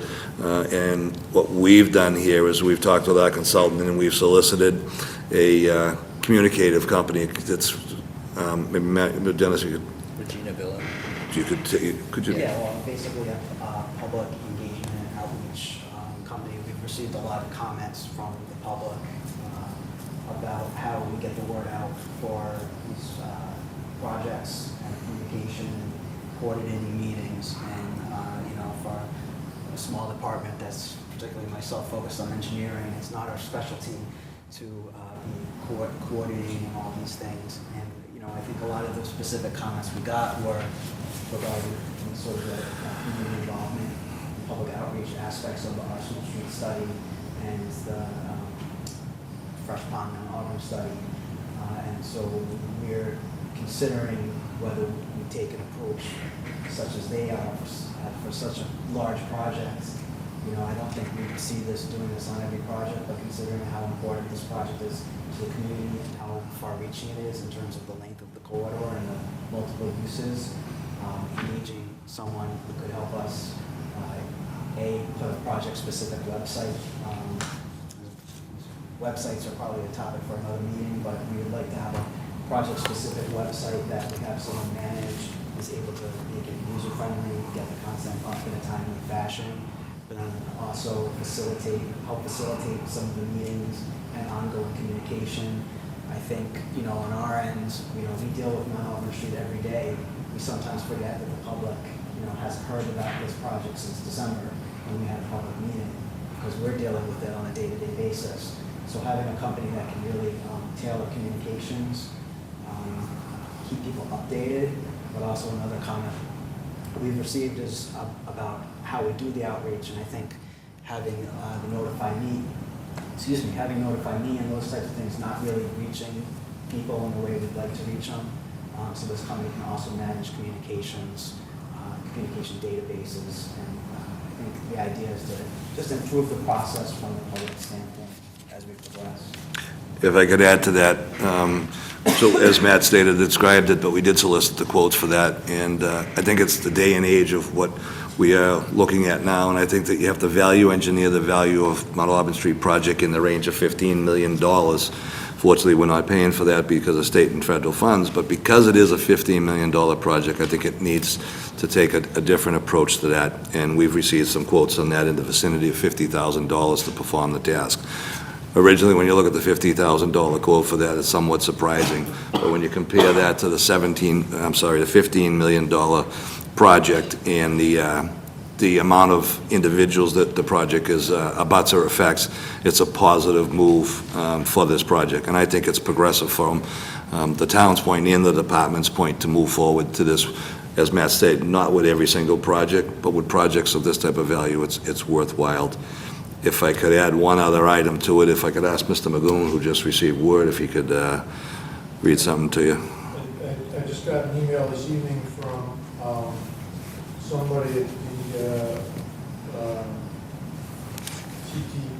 CTPS, which is basically the organization that does the scoring of projects, and just wanted to ensure that we knew that Mount Auburn Street Rehabilitation Project has received the highest score of any project evaluated in our region in terms of potential programming on the upcoming TIP. So very good news in terms of the potential for that to get funded through the TIP in a more timely fashion. And if I could just add that, I think Dennis and Matt and our consultant have worked extremely well, and we've had multiple meetings with MassDOT, and I think we've brought this project forward to MassDOT as a viable, valuable project with the complete streets addressed and all the multimodal transportation issues that the MassDOT has been looking for in projects. And I think that's why originally, a short time ago, we were the third project in the state on the transportation project. And now, as Mr. Magoon stated, we've received the highest reviews. This is 100% extremely positive for the town.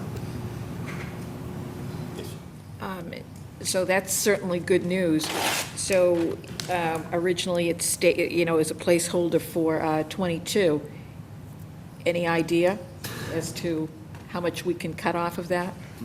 I wouldn't take a guess at that, Counselor. As you know, we've been, 10 years trying to move a 3-intersection project on Arlington and Nichols, and 12 years trying to move Pleasant Street forward.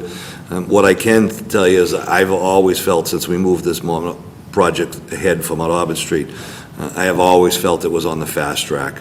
I don't think we'll be waiting 10 years, but would I venture to say that we'd be 2 years or 5 years? I'm not comfortable with that right now.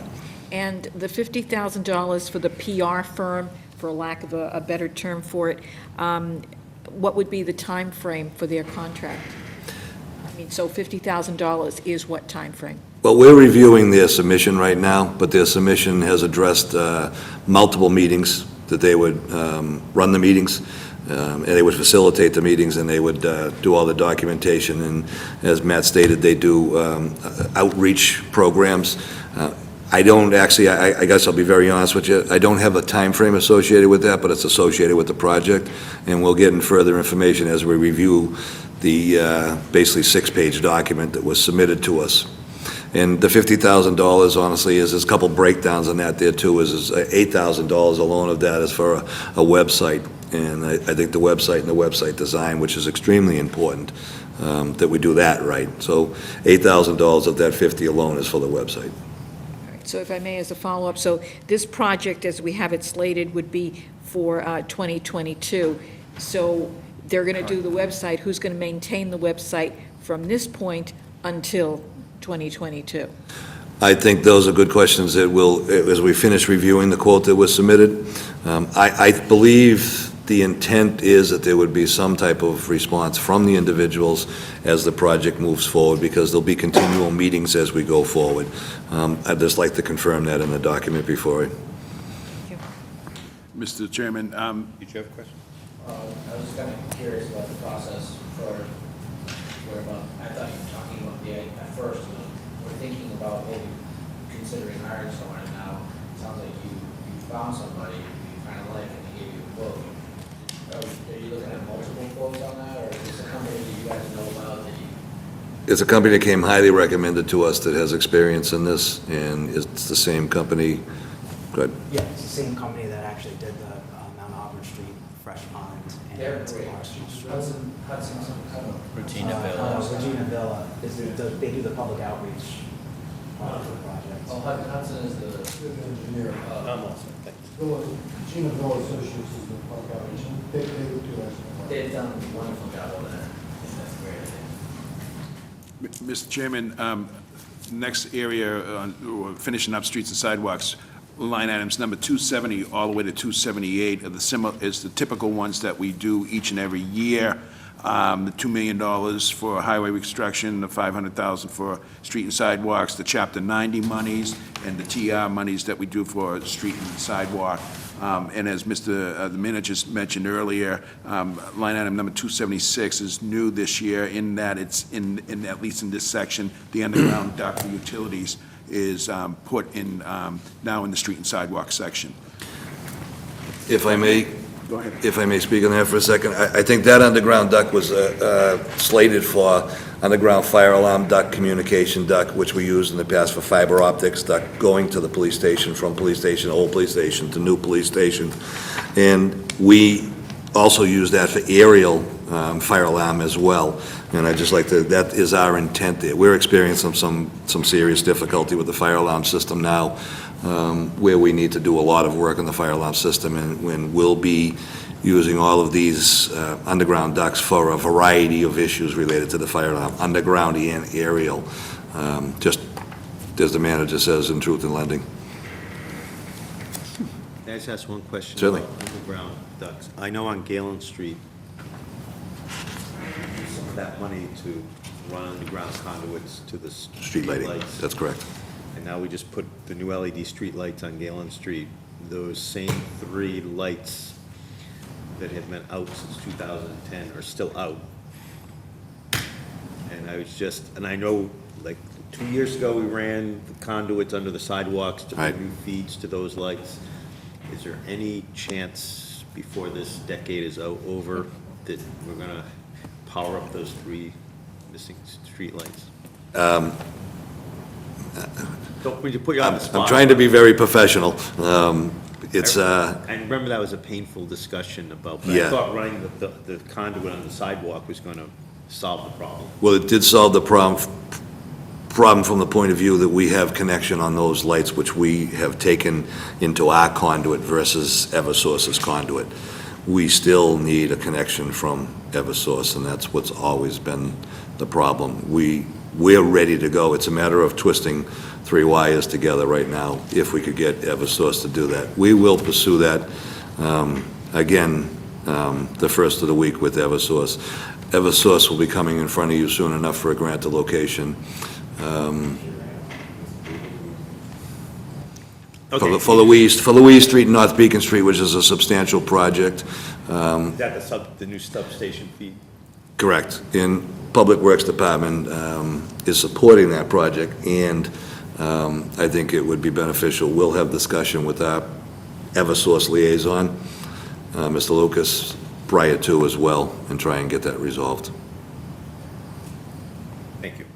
Mr. Chairman, the next area is the Water and Sewer Enterprise Fund. It's actually a different colored chart. I did bring a couple extra in case anybody Thank you, Dennis. didn't bring that. Anybody needs one.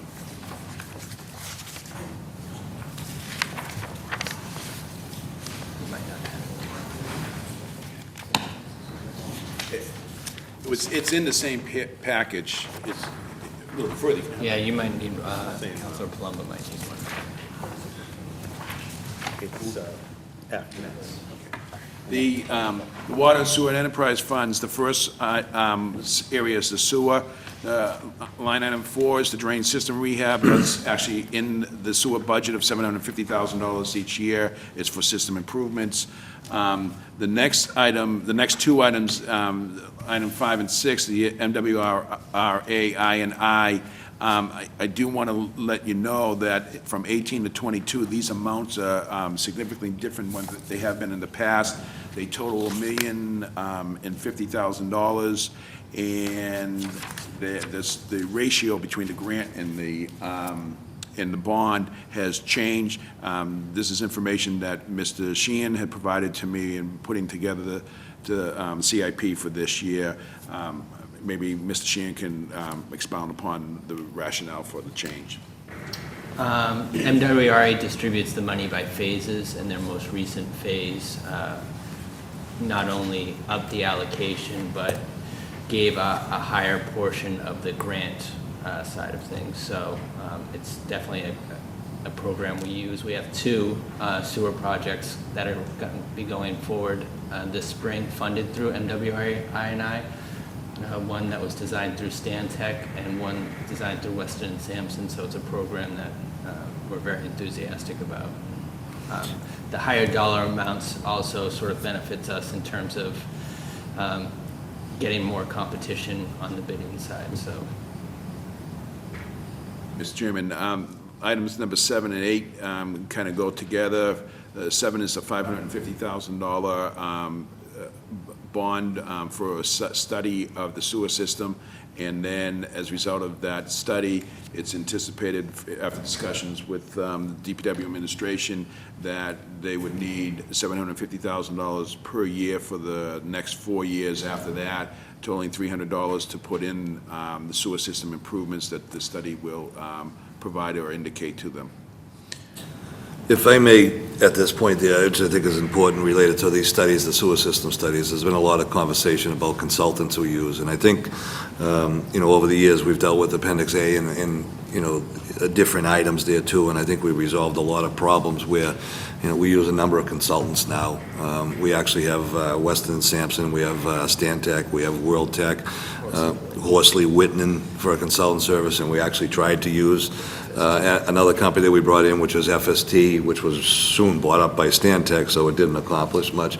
But we use multiple consultants, and, you hear a lot about we're focused on one consultant there too, and I think it's a perfect place to say that, we solicited pretty good. We know who the expertise are in each specific individual field, and those are the consultants we use.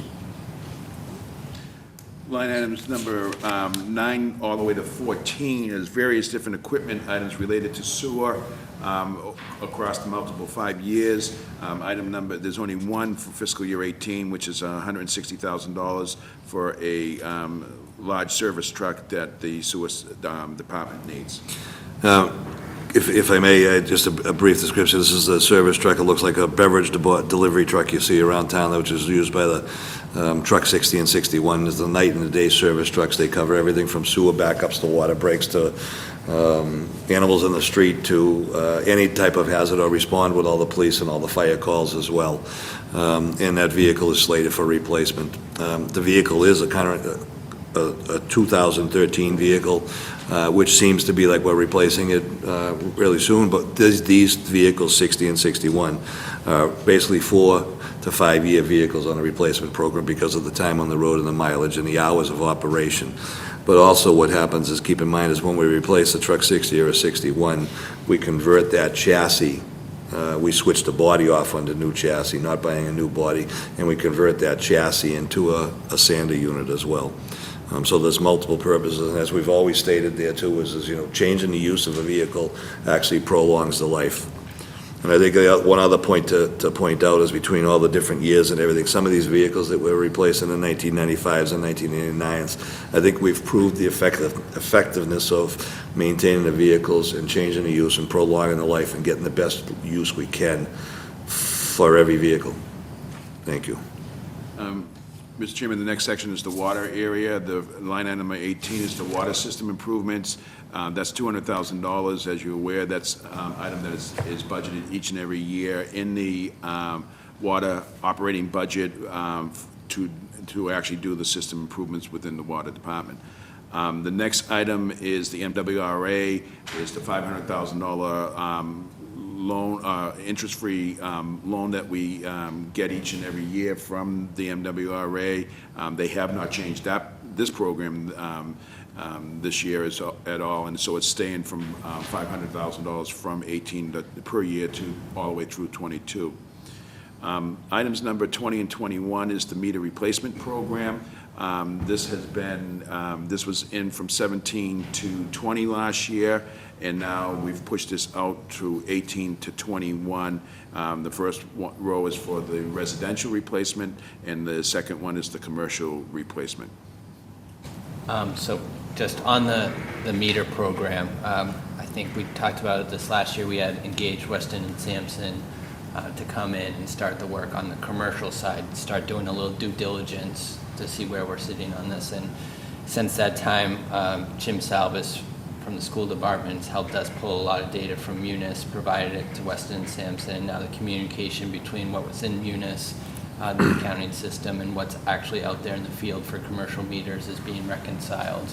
So we're really hoping that the commercial portion of the program, we're going to have a better cost estimate and actually start making recommendations to the Public Works Subcommittee about next steps and taking ownership. So that will be definitely come in if we FY18.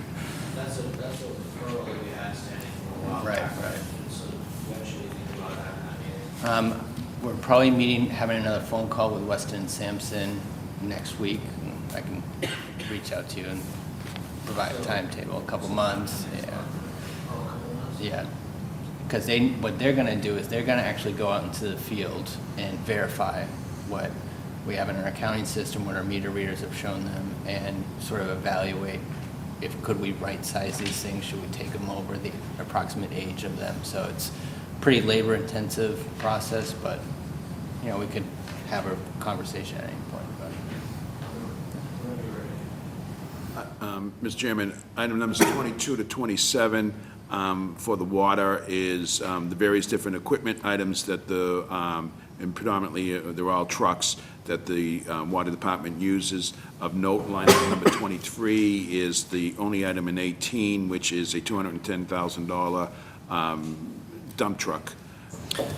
Counselor, just briefly on that, it's a 10-wheel dump truck. It's a 2009, slated for replacement. We've had numerous problems with this truck, numerous engine problems. and numerous regeneration problems on the new vehicles with the fuel systems there too. Again, another vehicle that I think it would be cost-effective for us to get rid of it and still get some trade value out of it and replace it, even though it was a 2009. And, Mr. Chairman, the last item in the water and sewer is an item that we've put in, it's called stormwater, and it totals for over the 5 years is $37,250,000. There's a management plan, there's some construction improvement monies in here, and a control plan. And this is all obviously to be determined as far as a funding source. But we did trying to put in all the needs, known needs of the community. These were the best estimates that the DPW administration could come up with when we were going to print. Just a couple items on that particular one is that the FY18 numbers are pretty solid as far as what we're actually going to need to be doing effective July 1st. So the numbers were provided again by our consultants, and the 3 phases. It's basically new costs that are going to be associated with the updated permit effective July 1st. So while there are estimates sort of in the out years, the FY18 is what the department's really seeing. So I guess, so in terms of scope of work, it is defined? Do you want to talk about the scope of work for the? Yeah, I mean, we have a scope of, basically the scope of work for the, it says project management plan, is basically everything we need to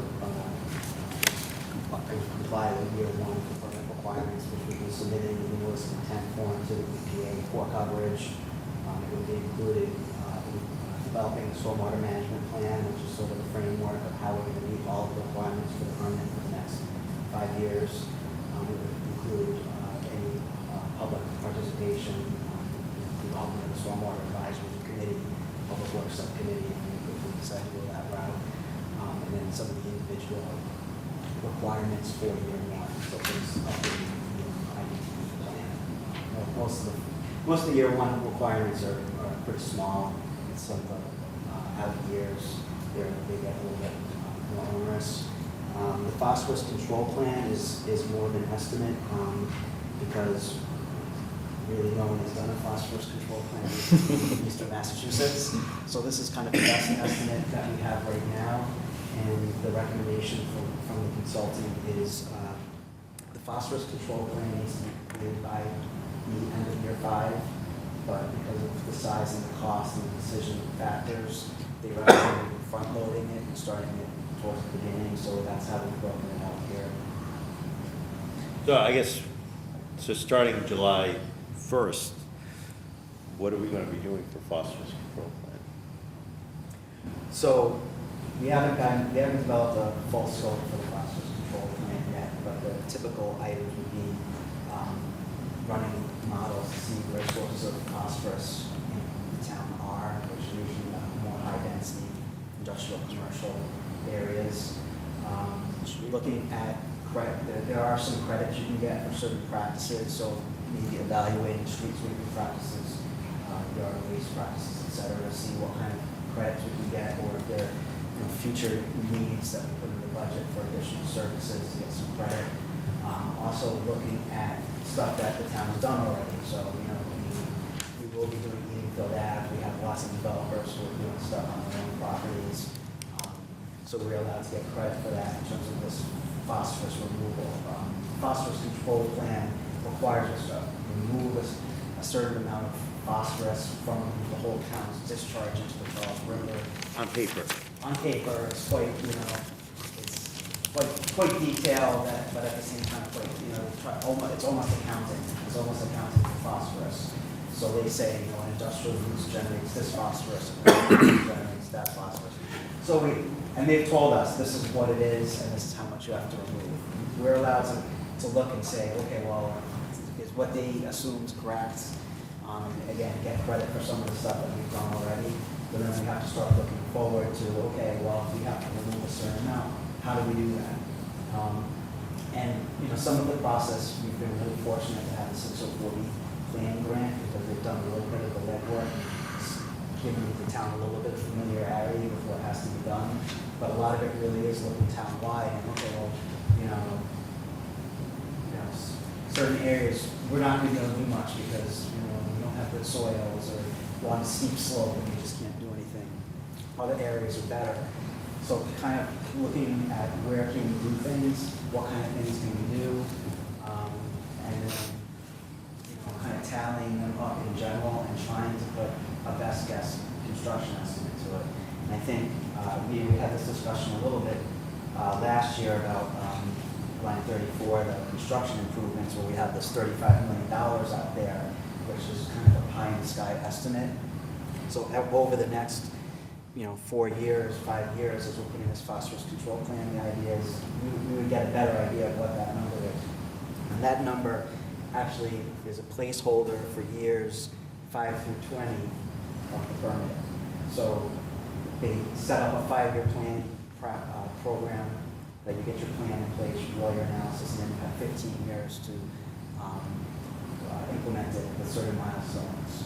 So it's certainly, you know, putting it as a placeholder, who knows what it's going to be in 5 years? Who knows if DEP is going to be around in 5 years? So, If I could just, Okay, so can I just, so are we expecting to spend $200,000 in sort of engineering services? yeah. So those would be working with consultants on developing the stormwater management plan and phosphorus control plan. And we also added an item for improvements. And I think some of the comments we've gotten from some folks in the community is, why are we waiting until year 6? There are things that we can do right now. The low-hanging fruit. Yeah, low-hanging fruit, or for example, Edenfield Ave, you know, I think there's been a lot of positive, you know, looking at it, even though it's not constructed yet, a lot of positive feedback. So are there little things that we can do in the meantime that will get us credit in the future? So my question is this, since this is all TBD, Well, where's that money gonna come from? we had to have a discussion about whether that's water and sewer rates, and do we have to put that in the operating budget? Do we use some of the retained earnings of the water and sewer fund? You know, there's a lot of internal discussions that we need to have. if I could just add to what Matt did a great job explaining that, but everything relates to everything, even like Matt said, the increased street sweeping, so the replacement of the street sweepers are important there. Edenfield Ave is important, and I think that's one thing we've become very good at, is making everything work. So we have IDD program, the illicit discharge program, we have the INI program. Just to go back to the INI study there for with the sewer study as well, these gentlemen met with the DEP where we were going to be required, like most municipalities, to do $250,000 worth of flow monitoring in the town. And because we told them that we wanted to move forward on a sewer system study, although it's $500,000, that was eliminated, and we don't have to do the $250,000 worth of flow monitoring because we are doing the sewer system study. It's making each item work for it, which is real important, and I think that's, between the road program for stormwater management, is critical as well for what we do for roads, especially the design like we're looking at for Edenfield Ave. Somebody asked who's going to do the work. I guess that's to be determined. It's not going to be you guys, right? Close Which work? coordination. Yeah, that's kind of a separate discussion, but what we've assumed for the time being is with the amount of development going on in town, the amount of plan reviews and stuff going on, that the consultant would kind of take the brunt work of the permit, and that we would kind of just be more an advisory role. The other question is, I know that you've been in communication with our neighbors on this, and of the other communities in the Charles who are in the same team deal are probably going to have phosphorus control plan requirements themselves, right? So can we join forces with some of these other towns to spread, like, to maybe save us some money and do like a joint Newton, Watertown, Charles River watershed wide management plan instead of like a town by town? I mean, that's possible, but I think at the rate stuff has been proceeding in the Charles River, that's probably not going to happen for year one, at least. I think a lot of discussion we've had in Charles and in Mystic has been more related to outreach, public outreach and education, which is, although it's important, is a smaller number compared to a phosphorus control plan.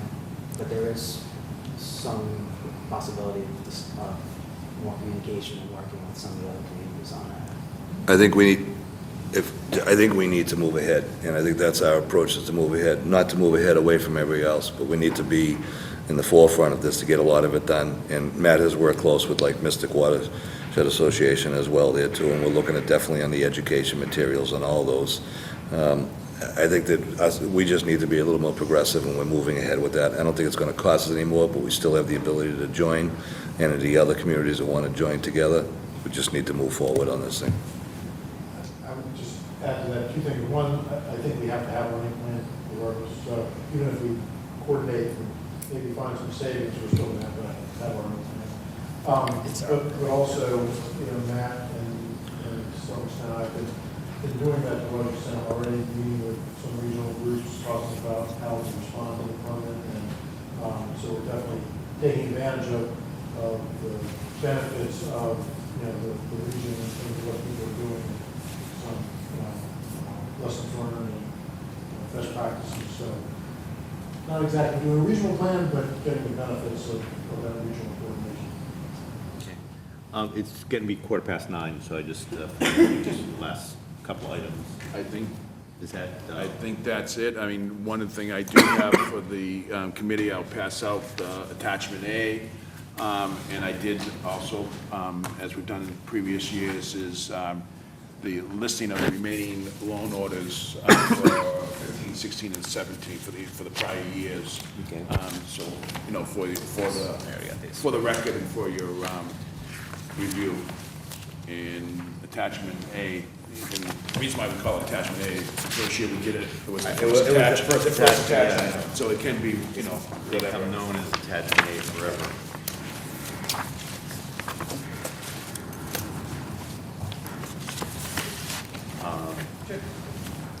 Yes, Tony. Just a general question. This format of the 16, the stuff that shows the former funds for fiscal 16, fiscal 17, does it follow the same format that the school department just presented to us? That is, a reallocation of the money simply needs the town, doesn't need the town council's support if it's a tax revenue, but if it's a bond revenue, it does. I believe all the items that are listed in this memo, Yeah. Counselor, are all potential loan order items. So because of that, they would all have to come They all back have to. in front of the council for a vote for authorizing a loan order. So the same idea that fiscal 16 that wasn't spent and they want to do something else with it? No, Counsel. These are all items that, even though they're listed as 16, 17, we have not brought forward a loan order. Oh, you haven't brought forward a loan order at all. Okay. So this is Mr. Mee's way of just reminding us that these were still items that we still haven't brought forward in front of the council. So there's nothing like the school where this money Well, is sitting? the attachment A is the listing of all the funds for all the departments, and it includes the schools, for available balances, what they have spent, what was appropriated, what was spent, what's encumbered, and what's available as of February 28th. So I think, Thank you. considering the lateness of the hour, maybe we review this on Monday. Absolutely. I think that would be good, so we work our way through that, and then make our final recommendations on Monday, so. But I think in terms of Department of Public Works, I think we've gotten all the information that we need. Got satisfied, and thank you. Thank you. Jerry and your team for putting this all together, so. Thank you. I just want to say that this really reflects how responsive you guys have been to the council. The items that are in here are all things we've been talking about in our committee meetings and meeting right now. Thank you. So, It's just trash. motion to adjourn, So moved. all in favor? Aye. So, and we will, so, Monday, we'll just finish this up. Thank you. Good. Nice job, Dennis.